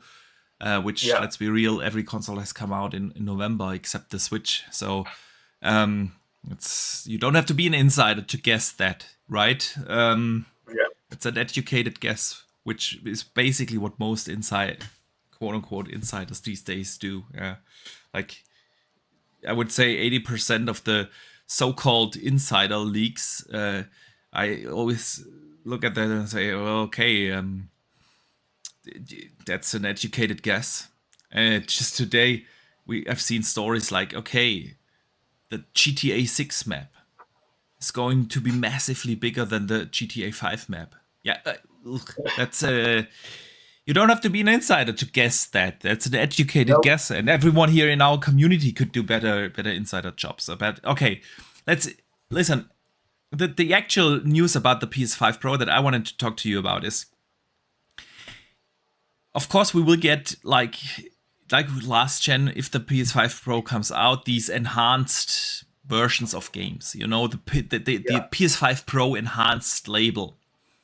And we got some infos on that. I'm just reading here now really quick from an article I pulled off from WCCF Tech. They said Sony is reportedly asking devs to create a PS5 Pro specific graphics mode for the titles going forward, in addition to the usual quality and performance, etc. modes. Most PS5 games already have that kind of mode. While Sony would like devs to focus their attention on 4K resolution, perhaps with the help of the new PSSR upscaling tech, 60 FPS and improved ray tracing, according to The Verge, this is not strictly required. What won't earn a game the PS5 Pro enhanced label is keeping the same basic specs, same target resolution range, same target frame rate range, just with better results. So if a game is 1440p to 4K, the base PS5 and Pro, but runs closer to the high end of that range on Pro, that doesn't count. Yeah, so less dynamic backscaling is not going to get you that enhanced label. And if a game targets 60 FPS or 60 FPS on both the base PS5 and the Pro simply runs more smoothly on the latter, it doesn't also count. So this is what's going to happen with this label. Sony want 4K resolution, they want to have 60 FPS and improved ray tracing to earn you that label. And Dutch, I'm not sure about what you think, but looking at how Sony behaved this gen, I would be surprised if these PS5 Pro enhanced labels are free. I don't know what you think. I don't think so either. I think there'll be another upgrade fee. I don't think there'll be free upgrades. And I also like the fact that they also, despite having this super powerful pro version that has been touted, still not given a strict guideline of at least get everything to 60. They've said it's okay if it can't hit 60. Yeah. What's the point in putting out a pro console if the target isn't going to improve frame rate? I don't get it either. And just this week, Digital Foundry said again, they expect the CPU to be max 10% more performant, which will not lead to the fact that you can basically get 30 FPS games to 60, but Yeah, only helps you to like make the target frame rate more stable. So if it's a 30 FPS game, it will still be 30, but frame yeah, drops will be less. If it's a 60 games, it will still be a 60 game, but frame drops will be less. That's yeah, what you get from that little boost of roundabout up to 10%, but not more. And I do agree that, of course, questions puts out the question of what's the point? Is yeah, better ray tracing? I mean, there are barely any games out there that use ray tracing, right? yeah. I mean, the only Um, one that they've got for themselves from a first on party console, I perspective, mean, of course, yeah. yeah, was Spidey. Yeah, that's true. I don't think God of War didn't have ray tracing. I'm not really sure about Horizon Forbidden West. I think they had some sort of global illumination thing going, but I could be wrong here. Yeah, Don't RTGI, quote. but even then, that's you're not going to see the difference of RTGI, but like an improvement on that. You're not going to Yeah. see a difference on the improvement of that. I mean, listen, there are games out there, yeah, that use sometimes ray traced reflections, sometimes some sort of global illumination, sometimes they have ray traced shadows. There are those games out there, but the vast majority of games, Avatar, great example, great global illumination, yeah, you will find those, but most games overall, Yeah, yeah, you won't find it on console. So and not only that, but when you're talking about retrofitting RT to a PlayStation game, that's not going to be a quick process because they're going to have to completely redo the lighting structure for that game. Because the vast majority of the games that don't have ray traced lighting or ray traced global illumination have fixed lighting points. So it's all lights that they've yeah, set to certain angles for certain things, certain times of day, to arch in a certain way at certain times. So they have to entirely remove that and putting the ray traced system of lighting into there, which then in fact impacts performance, which yeah, then they'd have to redo, as well as then remodel all of the way certain yeah, textures look, fix texture bugs that will be caused because of lighting, fix the coloring issues that they'll have because of the different lighting system. Obviously, ray trace lighting means that not only is the lighting changed, but it bounces. It bounces from one side to the other. So obviously, if you've got something green and then you've got like a white floor on the other end, then the lighting bounces off that green, and you'll get a green shade on the floor because that's how ray traced global illumination works. Essentially, it allows that kind of bounce lighting from one object to the other, and that will affect the look of the game dramatically for those that yeah. Of don't have course, it in. that's why ray tracing is considered to be the holy grail of lighting, because that's how Yeah, light works in reality, basically as well. The point is, it it is so taxing that even if you have a little boost in the GPU and have a little bit of an upgrade there, I mean, look, even a 4090, if you turn on in a game like Avatar ray tracing to its fullest, yeah, it will yeah, like bend it to the knee, you know. And that's not yeah, going to happen in a console, which is priced probably around $600 plus minus, yeah.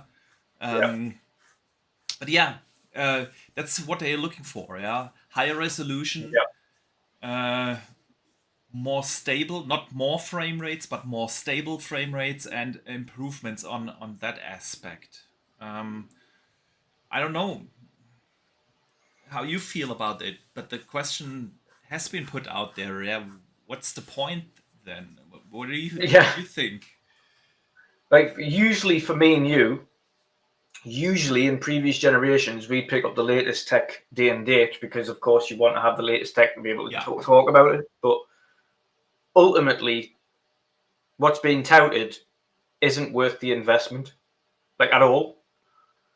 Like slightly more stable frame rates, slightly higher resolutions that you're not going to notice, slightly better lighting, potentially slightly better ray trace. yeah, Like what's why would I upgrade from something for a very marginal difference and what will potentially cost more to do yeah. that in the first place?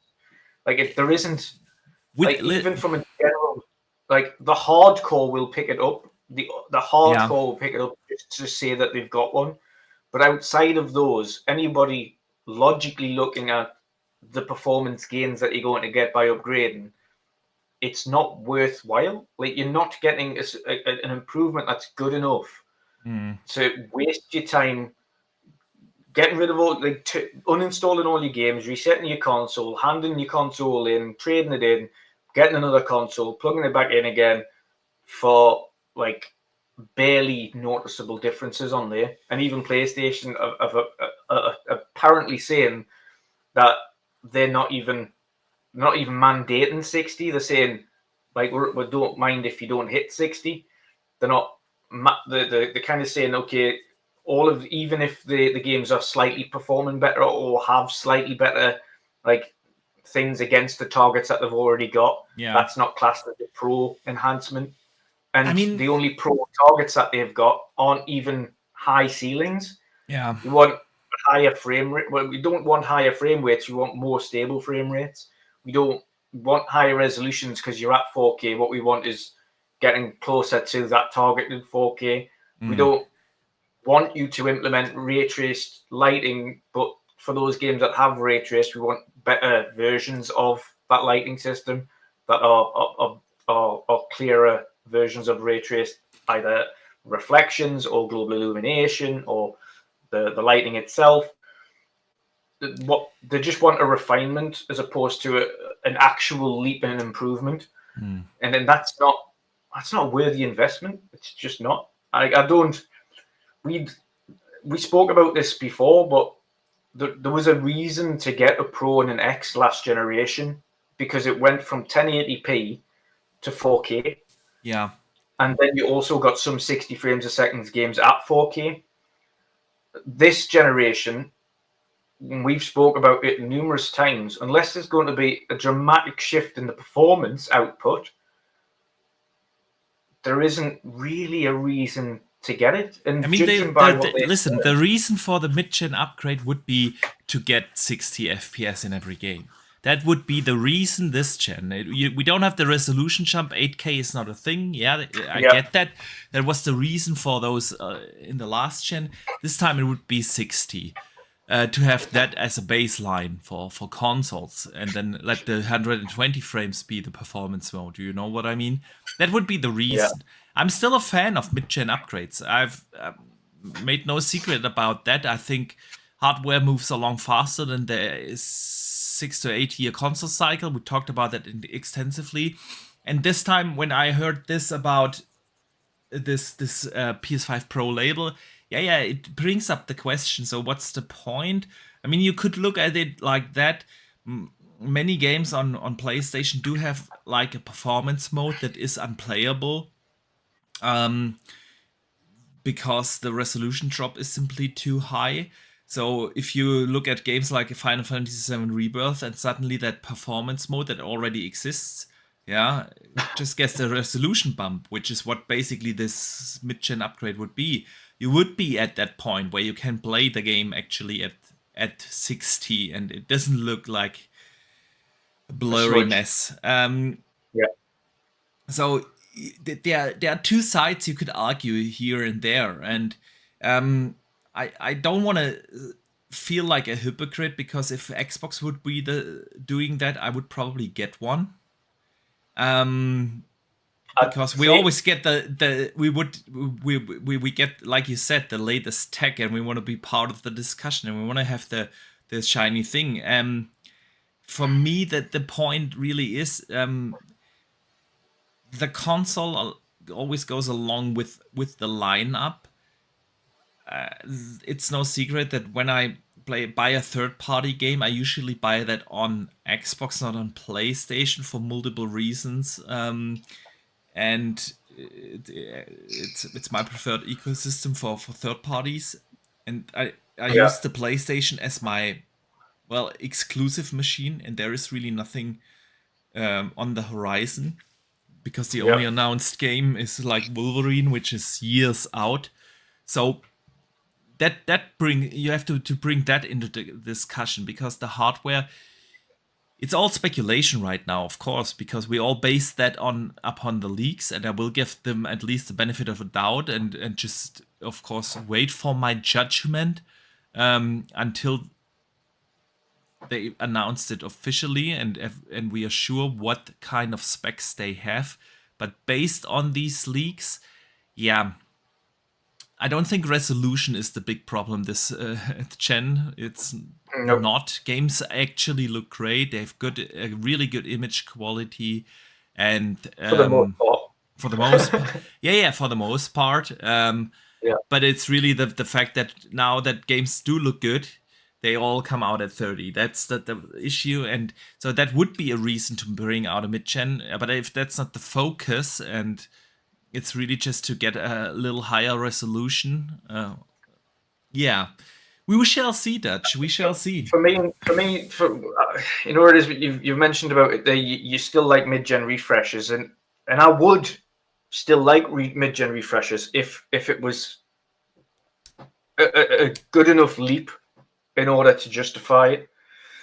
And by that I mean, as you said, actually targeting the performance that we want, Yeah, as opposed in they're clearly not based on these leaks targeting the performance that we want. They just want a yeah, refinement, and they've said themselves, if a game's already got a 60 mode, making it slightly more performant in that 60 mode isn't a PS4 Pro enhanced game, yeah, or making it slightly better resolution in a targeted resolution scale isn't a PS5 Pro enhanced game, which means that the games that you've got won't technically be PS5 Pro enhanced, because they're just saying, well, that's just a generic knock-on effect of what the console should be doing, was just provide these micro benefits.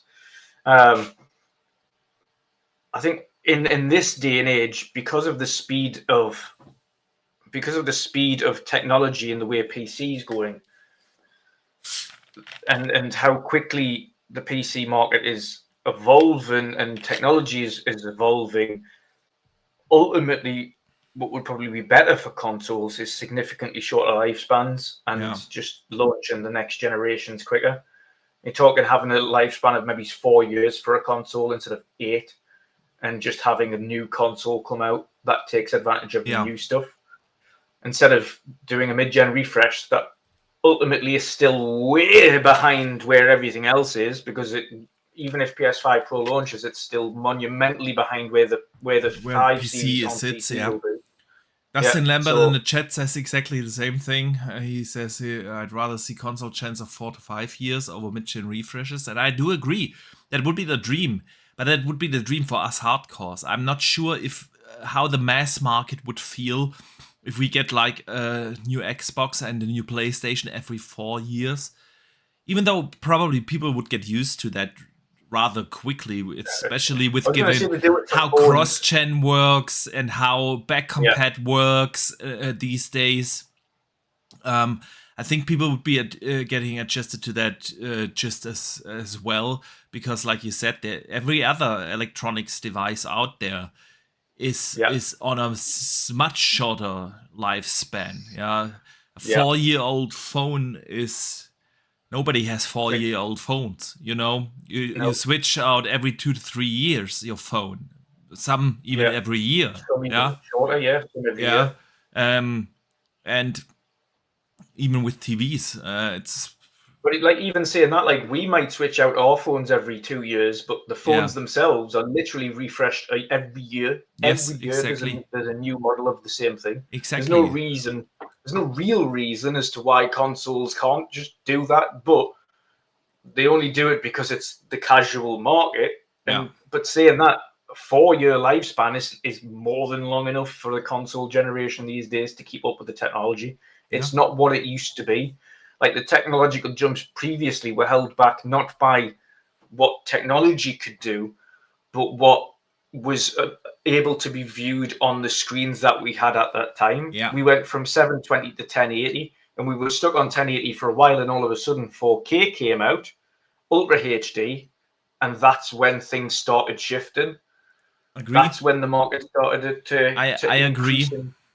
Yeah, And what also a lot of people sometimes forget in the discussion, when you really look at the history of consoles and you go back to the NES days, and then we move to the PlayStation 1, then we move to the OG Xbox and the successors and so on.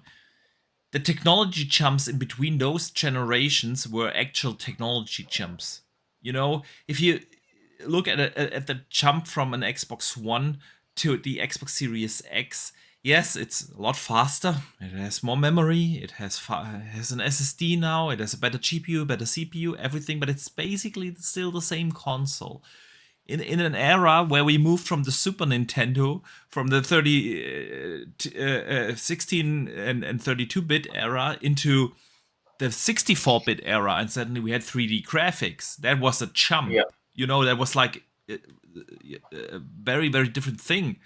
And then we moved over consoles from their unique design. Even with the PlayStation 3, we still had that. Like that cell processor, yeah? Like that was a common thing to have like very unique architectures within consoles that differentiated them also from PC a lot, you know? Um, and suddenly now we all run on the x86 architecture, and we have basically PCs, yeah, running yeah. a different OS, and that is there really is no reason to have that long as 8-year console cycles anymore. But yeah, Tron TJ sends in a $2 super chat and says, "Just open the Xbox." Yeah, I remember we had a discussion a while back, a couple of months ago, on you could also think about upgradable consoles. Yeah. Um, First 23 BKMY put in a $2 super chat earlier, and he said, "Like clockwork, it's about time you shit on the PlayStation Pro." yeah, To be fair, me and Boxy will always be brutally honest about everything, yeah, because we don't as much as we have our preferred platforms, we don't pander to saying something's great when it's not, regardless of who's putting it out. If Xbox put out something that's mediocre, I'll talk about how mediocre it is. And we've mentioned, especially like you say, when Redfall fucking released, that was an absolute shit show. yeah. And And I think the console, we've called out the Xbox for the fact that it also didn't say what it was meant to do. And ultimately, this generation, we were originally promised that games would be running at 60 frames on both. yes, Originally promised, and and that wasn't only in performance modes, which what we've ended up with. This was games would be targeting 4K 60, full stop. Not okay. A performance mode's going to be there. That's not what was originally touted. The original tout was the standard across both, was we're going to be playing these games in 4K 60. Like, I didn't care whether or not that was an upscaled version of 4K or what. I've always, for years, said 4K is a pointless waste of time. It's pointless. Use upscaling technology if you want to get 4K, but ultimately 2K is absolutely fine, and then just red scale it up. That's ultimately what they should be doing, and yeah, aiming for 60 frames at 4K that way. yeah, But we haven't had that. What we've had is 4K 30 for the vast majority of the gen for most games. And then we've had performance modes, which have been good in parts, but a lot of them have been lackluster and have had severe most of drawbacks them, of being honestly, smudgy. most of them, especially with in the major AAA gaming space. Yeah. Yeah, if you think about games like Avatar had a performance mode, but it was unplayable. Final Fantasy VII Rebirth, unplayable performance mode, and so on. Or others simply don't have it. Yeah, like Dragon's Yeah. Dogma it came out, Starfield came out, um, Alan Wake came out. Well, Alan Wake actually had a 60 FPS mode, but it looked also everyone played it still at 30 because it was hard to Because you look lost at. all of the lighting. You lost all of the lighting stuff that they put in it. And they Yeah, said that. They said, okay, you're going to lose all of the lighting stuff we've put in the yeah. 30 But at FPS mode. least it And it's had going the to. option. We gotta give them that. At But least, well, yeah, that's the but thing. yeah. Let me touch it before we get. We discussed this, but I wanted to touch on the shitting on the PlayStation. I think we shit a lot on the stuff we don't like about either systems, Yeah. because yeah, there again, I said it. I said it earlier. I don't want to be a hypocrite. If Xbox would bring it out, I would probably get it for the sheer fact that I play a lot more on Xbox than on PlayStation. But that doesn't mean that I do praise everything that Xbox does, and I think we give a fair amount of criticism Yeah, we do. on the Xbox stuff, and we always do. But yeah. Let You us see, get. I'd probably differ from you, because I think if Xbox brought out something and they were coming out with statements that were saying we're not going to be after bringing out a Pro model, that you would expect at that point to target 60 frames for everything that they did, because it's the Pro version of the console that originally promised it in the first place. And they said, well, actually, we're not targeting 60 frames on this. Like, if it does 60, great, but we're not actually putting a remit in place for it. And also, like, we're not going to be, if something's already got dynamic res, but then that's not going to be classed as a Pro version. I wouldn't pick up the new Xbox either, because that's not providing something that is, to me, a worthwhile upgrade to what I already have. Like, I'm already playing these games. I'm going to get maybe an extra 2 frames on the new version, maybe an extra 100 pixels per inch. Like, what? Yeah. I don't like. What is? Would not see the actual benefit.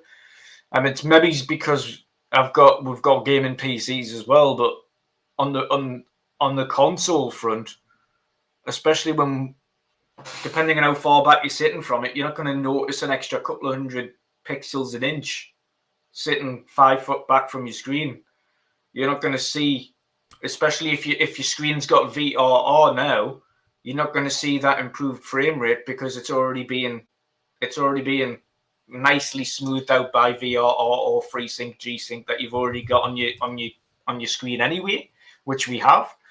So you're not going to see that improved kind of image stability that you would get with a smoother frame, because you've already got the technology that irons out the differences. Yeah. So unless it's like getting rid and saying, okay, well, the PS4 Pro version of this game, or sorry, the PS5 Pro version and the Xbox Elite version of this game both have a mode that is 4K and 60 with the bells and whistles. That's okay. Now you're talking, because that's achieving what we set out to achieve in the first place.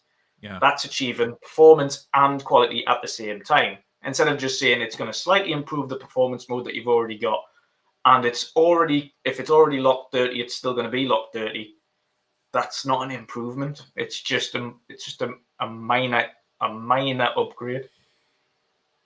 Yeah, again, the resolution bump depends really on how big the resolution bump is. You can see it, especially on bigger screens, and image quality is important. That's why we say an Avatar or a Final Fantasy performance mode are unplayable, because the base resolution is so low. So yeah, resolution is important to a certain degree. But yeah, Dutch, let us. I want to quickly. I've got a super chat, but I've also got a comment from Luke Steele, so I'll bring both up. Face 23 BKMY $20. He says, you judge on the PS5 Pro specs alone. You ain't seen the games run on it yet. Once you do, then you can judge. I'm basically judging it as it stands right now on the fact that the CPU itself, which is the bottleneck, is only going to be 10% performance at most. The CPU is still the bottleneck, regardless of whether or not you add PSSR in there, which ultimately is what is going to keep back this PS5 Pro from being a substantial upgrade. And because it's a mid-gen refresh and because they're using the same CPU at the same clocks, only 10% on incremental boost mode, it's not really going to have a substantial effect on it. However, I will judge when it's released and not beforehand. However, this is thoughts prior to its release Yeah, on but what we think. we said that earlier. Yeah, Yeah. Of course, it's Yeah. based on the leaks, and we have to at least give them some sort of benefit of a doubt because yeah, we're still waiting for them to announce it, and maybe they surprise us with something. Yeah. And for this is Luke Steele's comment as well, though. We both know that PS5 Pro resolution upgrade on Rebirth is going to hit like crack. Well, it needs to. it needs to hit like somebody putting glasses on for the first time after being blind. Yeah. That's what I said earlier. If a resolution bump alone can bring some benefits, especially with those performance mode where this turns out to be true that we don't see an increase in frames. A lot of games still already have the 60 FPS on PlayStation and Xbox. But we said that last. I think we said that last week as well, didn't we? Or was it the week before? Like the ones that already. I think I said it earlier this show. Yeah, that this could be the benefit, of course, by having a bigger GPU to get those already existing performance mode in a playable state by increasing the resolution. So, and with that, suddenly you have more options to play games at 60, which are now not an option. Yeah, so. Even though the performance mode exists. So it really depends on how you look at this. But as of right now, yeah, I don't think it sounds that exciting. Yeah. But we shall see what it will turn out to be. I think my problem, just to finish it off, is the fact that by the time this comes out anyway, all the games that are getting these improvements because they've already got the modes, I've played and I've finished.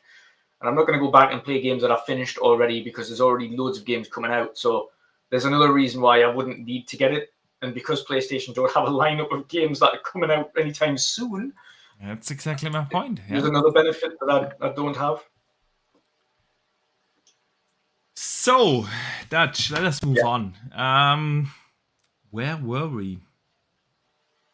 We were talking about... Let's move on to the next topic. I can't remember where we started to go off rails. There's a problem when we talk technology. Yeah, we always do that. We always do that, bro. Listen, earlier this week I read something very interesting. I mentioned that at the very beginning of the show as well. There has been a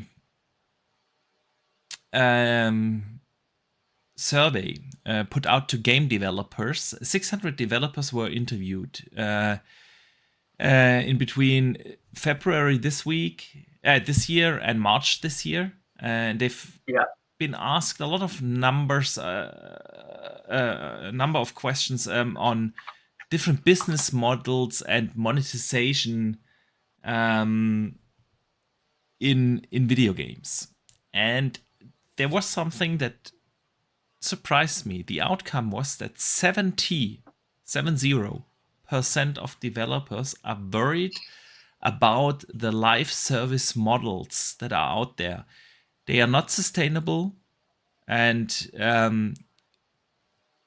a third of all developers are even more worried. They say they are very concerned about the future trend of video games with those live service models. Since everyone keeps telling us, okay, game development is getting so expensive and we have to find new ways to monetize, and everyone, even PlayStation, decided to go, okay, we need more live service games here and there. 70%, that's two-thirds out of 3 developers, 2 think it's an unsustainable business model, and only 20% of them see potential in it. So I found that very, very interesting. What do you think? Before I give my spiel on that. Yeah, I can understand indie developers having concern. No, that's what It is AAA developers, all AAA. from all AAA. And I think that is really interesting. They said the biggest issues with those live service models are having enough content at launch, having to provide content going afterwards, and people leaving the game too soon. Those are the 3 things. And I think if I look at myself, of course, I'm exactly that kind of person. Like Suicide Squad this year came out. I have had a blast playing that. I really did enjoy it. I enjoyed the end game. I put a lot of time in there, and then another game came out. I think it was, I don't know, Dragon's Dogma or something came along. Or no, it was actually Final Fantasy, right? Then Final Fantasy came out, and it was just gone. And now they have brought out the first big add-on and everything, and it should go back. But man, looking at now I've got tons of other stuff to play. Not going back. Can't even remember the controls, like, even though it was only 2 months ago that I played the game.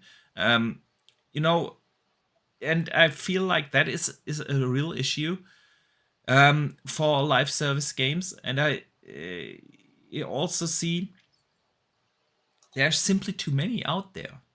If you really invested in a live service game like a Fortnite, if you invested in Fortnite, do you have the time or money to spend that in another live service game?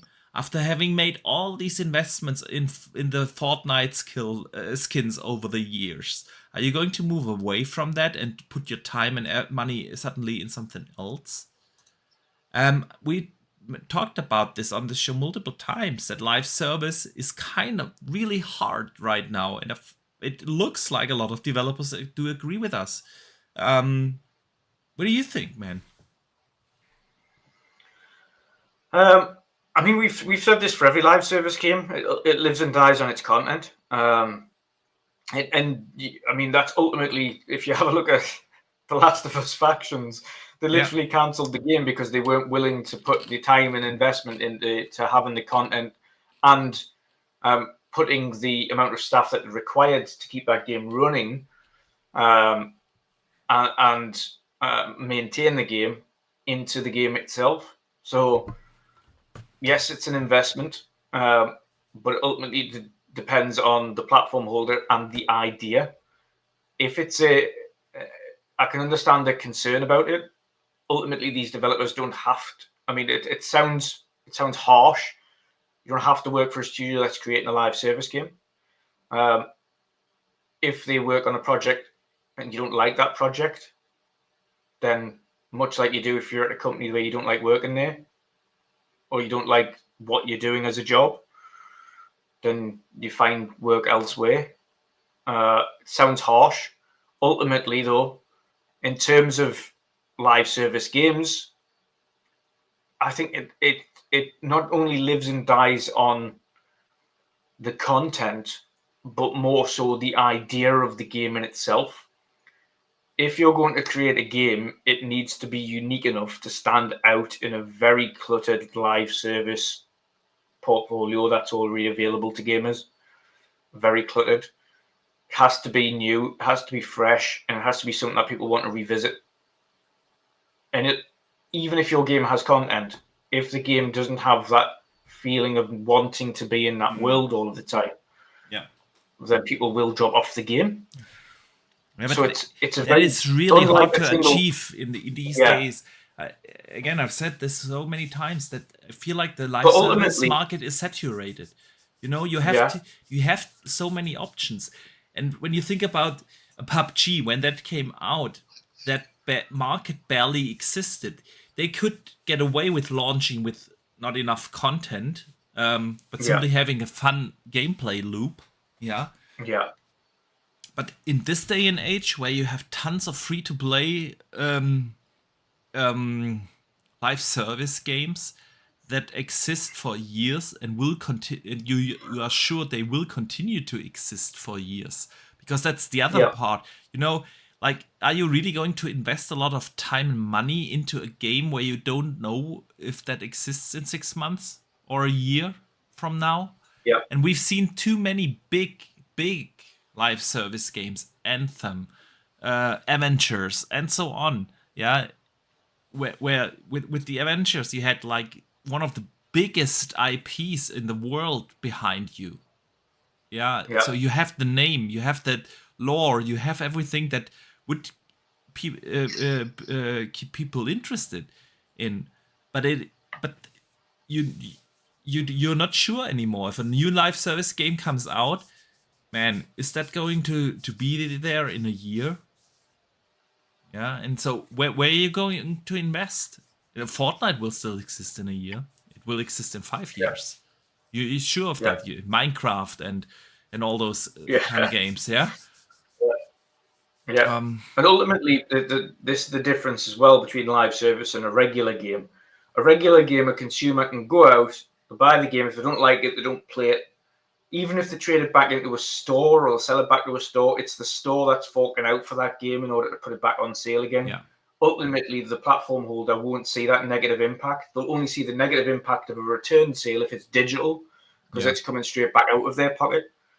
But on that front, they don't see that impact because having player engagement for a long period of time in a single player game isn't the yeah, same as requiring it in a live service. yeah, And you base it on not only the content that you provide there, but live services, as much as they hate it, either relies on microtransactions in order to maintain money going forwards, yeah.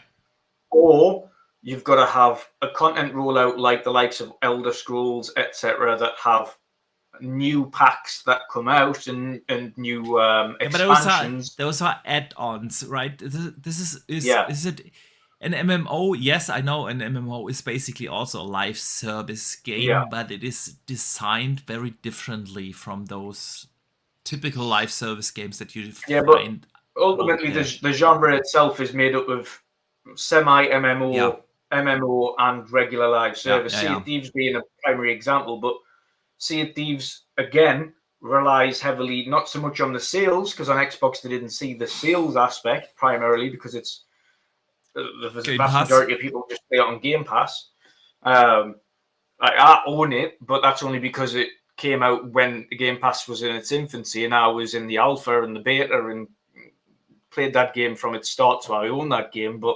Um, but the vast majority of people are Game Pass, and the way they make their money is via their skins.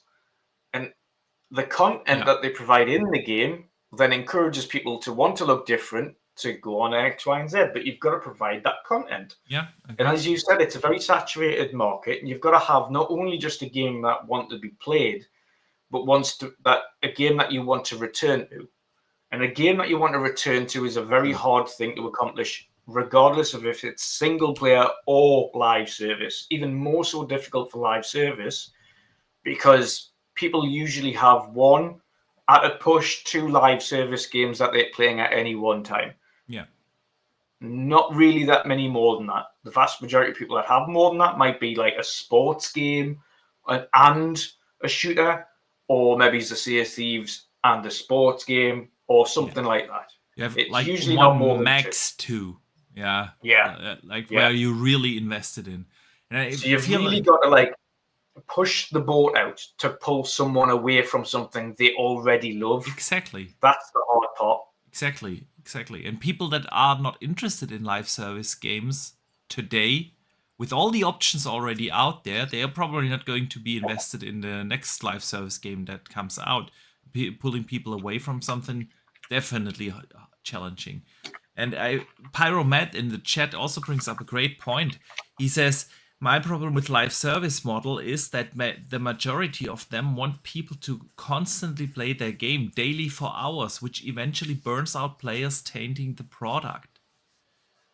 And that's also right. Like the way how live Yeah, service games, or not all, but many are made, they require you to like finish up the season pass, and Yeah. play like these daily quests and the weekly quests and the everything, and um that is also people want to play something else on the side. I feel like that is why Fortnite makes such a great example.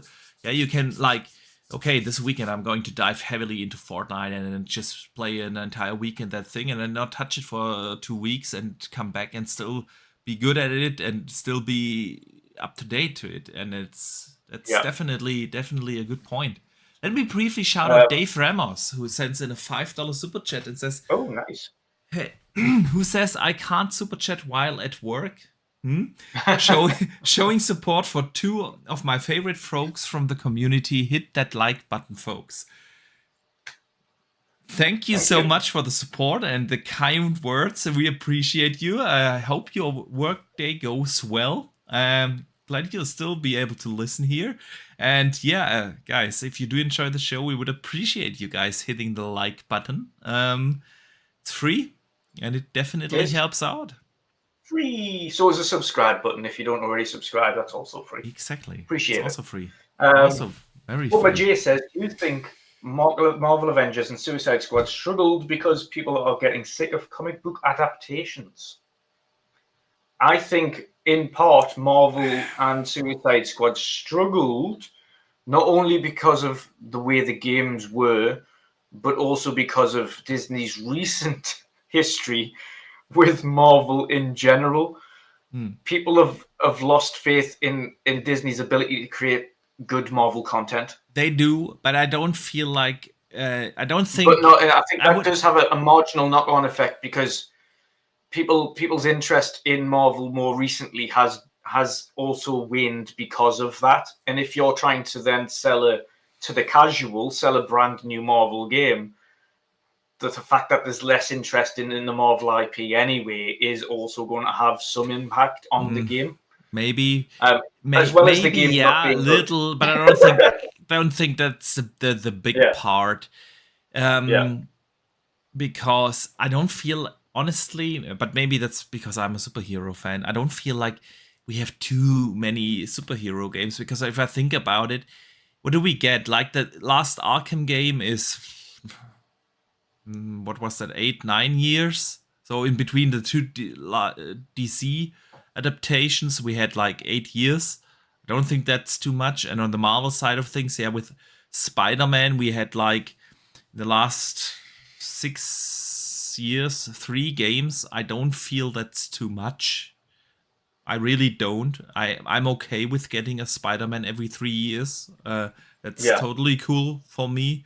And then you have these, you had games in between, like the Avengers or so. But it's like, I don't feel like superheroes in games are too saturated. But it's maybe just me. The thing is, as well, is it depends on the person. We've got Roshan in the chat here just saying, "Now I am so done with live services. If I've got the ability to turn off multiplayer, I do every time." And I understand there's going to be there's a lot of time. Even me and Boxy, like Boxy's primarily a single player guy. Yeah. Very rarely do you play multiplayer. Like I think really your biggest multiplayer game, and even most recently, I haven't had the time, was Age. Absolutely. Outside of Age, even me, the only time I really play multiplayer games is when I'm playing community nights with like Acer or the community itself. Yeah, but then it's more like co-op, Yeah, exactly. I do play co-op. But in terms of actual live service games, like I was playing Thieves quite frequently, and I haven't got the time to play it all the time, and I was playing like a number of like shooters and things, but I just don't have the time to play all these things when there's so many great single player games as well that I'd rather focus on. Yeah, exactly. It's also like a time issue, Yeah. It took me hundreds of hours to become really good in Age. Yeah. I don't have that for every multiplayer game out there, and I much rather, if I look at how I game, I'm a busy guy in between a demanding job and having kids and a family, there's only so much time I can play games, and then sometimes I only have like 30 minutes. Um, today I had a day off of work. Yeah, kids got home from school, and whilst they were doing their homework, I had like 40 minutes or so to play a game, and then bam, I had to drive them to soccer practice. I had to, and so you know what I mean. It's like I don't jump into a multiplayer game in that time window that I cannot time along with my friends, that I cannot time to be finished with the match by the time I have to turn off the console, and it's like, Yeah. So yeah, it is such a thing, right? Yeah. Dave It is. Ramos follows up with a $5 super chat and says, it's getting exponentially difficult to compete in a first-person live service category. Imagine if someone told you to develop a business plan to compete with Coke. I agree. I do completely agree. There is too much already out there that is good, free to play, and safe to be there. Yeah. Especially in the shooter space. That's why I was so surprised about the success of Helldivers. And even with that, we have to see how long will be the tail of Helldivers 2. And I know it's not first person, third person, but you get my point. Yeah. Well, this is Yeah. what we said when it first launched. I said I'm glad it's had a successful launch, but let's see what it's like in 6 months and a year. And as much like I've seen quite a few comments now saying, you know what it is, I'm getting a little bit bored of Helldivers now. Yeah. It's And like this is the problem. And this is really, really hard. And yeah, you have these, alpha games that have their foot in that space. You have your likes of a PUBG, of your Warzone, of your Fortnite, and so on. And they just last. And they last. And it is challenging to pull people away. Like he said, make a business plan to compete with Coke. Yeah, it's like they have the infrastructure out there. They have set up teams to provide the proper content constantly and so on. And I truly hope for Helldivers to be successful in a year or two. I just feel like it's going to be hard to compete in that space and keep players engaged. And maybe Helldivers turns out to be that one exception that proves the rule, that it's basically nearly impossible to bring out a live service shooter game in 2024 that is successful. Yeah, and I mean, ultimately, what it boils down to, and we said it before, it boils down to whether or not the company itself has the balls to stand behind a game when it's not doing well and wait until it is, and provide the funding and the time and the care it needs to get the game to where it needs to be successful.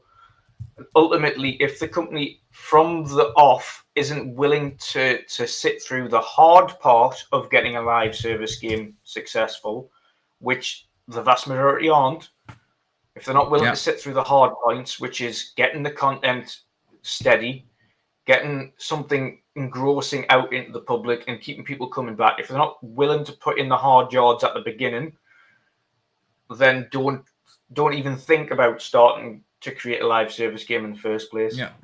Because it will fail. And the only reason Microsoft has so many successful live service games is because they're willing to sit through them being terrible or having issues or having lack of content and biding their time and investing in them until they are. Yeah. They've cancelled so many games before they've even launched that were live service that the vast majority of people aren't aware of, because they aren't things that they believe will work. And the ones that they believe can be successful, they go, okay, that's good, let's keep going for it. And when it launches and it has its issues, whether it be performance isn't great or whether it be the content's not there, but they can see something there that is worthwhile sticking by, they stick by it and they Yeah. make sure they support it. If the Agree. company's not willing to do that, don't create the game in the first place. Come up with a whole new idea, or just stick to your single player. The problem is a lot of companies would rather just put a game out and watch it die than actually sit there and support it like it should be. Because they'd rather just go, oh, we'll just cut the losses now. Yeah, agree. Where, if they didn't cut their losses and they said, right, we're going to take this one on the chin. It's going to be for the first 6 to 12 months. This game's going to cost more than it's going to make with. However, the first quarter after that, we've got this big content rollout. We've got this brand new expansion. We've got this new stuff. We've got these new skins. Like, we're ready to rock and roll for the second part of this transition. The potential of success raises significantly. Yeah. The problem is a lot of them just let it die in the first 6 to 12 months. Yeah. Yeah, I agree. All right, Dutch. Good convo. But let us move along and let's get to the community questions of the week. Yeah. For those who are new, each and every Wednesday you can write in either on Twitter, on YouTube, or Xbox, PlayStation, wherever you want, and send us your questions or topics that you would like us to discuss. And so did Dave Ramos. He sent in one who says, it's more of a comment than a question. With hints that Epic Game Store could come to Xbox. That would also mean good old games, so GOG, Steam, and others. In that future, an Xbox is a PC with a user-friendly interface. Great. So in 2026, end of console wars. 2026 starts the war of the game stores. I think on PC we already have that, right? I remember when Epic launched and everyone was going crazy, like, no, it's so hard to boot up a different launcher to start my game. And then people still shit on Battle.net because they have to boot up a different launcher than Steam to play Diablo. And then they, you know what I mean? Or Call of Duty. And you already have that. Yeah. Like 2 clicks, inconvenience, people don't like it. I don't know. What do you think? Yeah, it's mad because every time I bloody launch the PC, even though I don't have anything installed, Battle.net fucking launches every time. I want to turn that off. You can deactivate that, right? Yeah, I'm going to. I'm just going to uninstall Battle.net until the next time I install a game that requires it. You can also deactivate the automatic disable launch. it. Yeah. But yeah, it is mad. But the problem with it is they've all got their ecosystems that they've grown up on, and just transitioning from being Battle.net to Xbox, or being Bethesda's to Xbox, or like, it's not as streamlined as you'd hope it'd be, because they have their infrastructure that they've had for decades, and implementing it is not just like it's not a night and day thing. So it's easier to just let things be than it is to try and merge systems that are completely different into one system without them clashing with each other. It's a pain for us to have multiple login things for multiple different companies, but it's such a much more of a technical headache on the flip side for them to try and merge it into one system. So I agree, it's for some people it'll be an annoyance, but it is just that it's more of an annoyance than it is anything else. That's it. I agree. But yeah. So question from TJ, John TJ coming, says, will Xbox make the next console an open PC? And if they do, it will be the cheapest PC on the market. Yeah, I think we talked about that already earlier. So it really depends on how they unify that with the OS. Yeah. But I don't. Absolutely. Yeah, let's not. Yeah, It'll be intriguing, but we'll have to wait and see. Yeah, exactly. Dave Ramos sends in another question and asks, how about that Fallout craze? Where do you see yourself if you were in the Fallout universe? Like, would you be a vault dweller? Would you be raider? What would you be, man? Where New Republic I of think I'd be. California, I think I'd be. It would be mad. Brotherhood? I'd be Brotherhood. Of course, I'd be Brotherhood. But I would try and be an educated Brotherhood. I'd be wanting to get away from the sect, but retain my T60. I definitely want my T60. That's true. That's But true. on that front, I'd probably want to ultimately what I'd like to do which would be what you do in the Fallout universe. Ultimately, is be a vault dweller that finds a T60 armor suit, and then that is your own, and then you have your own thing, and you walk from there. I think ultimately the vault dweller's the better overall story arc, as it were. You've just kind of awoken from everything, and you've been in this nice, potentially comfortable zone, depending on what vault you're in. Yeah. I mean, ultimately, the vault dweller depends on what vault you've been raised in. If you've been raised in like human experimentation vault, then no, I don't want to be that. Probably not. So yeah, on that front, probably vault dweller that finds a T60 suit. That's me. What about you? I definitely want that T60 suit. I would probably be in the Brotherhood, get a T60, and then go AWOL. You know? Yeah.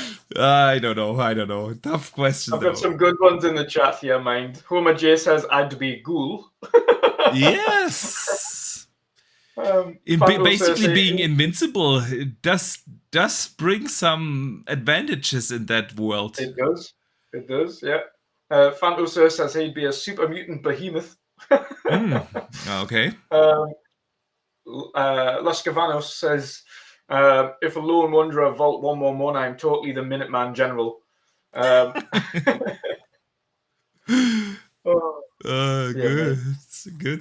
Good stuff. All right, Dutch. Let's wrap this show up. I want to say a big thank you, of course, to everyone who joined us here today. We had a blast discussing all the latest in gaming with you guys, and I want to say also a big thank you to all the channel members that do support actually both channels. Every month, and of course a big thank you for all the supers that came in. We super appreciate that. And Dutch, let everyone know what you're working on and what you've coming up, because it is something awesome, and we need the trailer for next week, bro. Yes, I'll definitely send that over.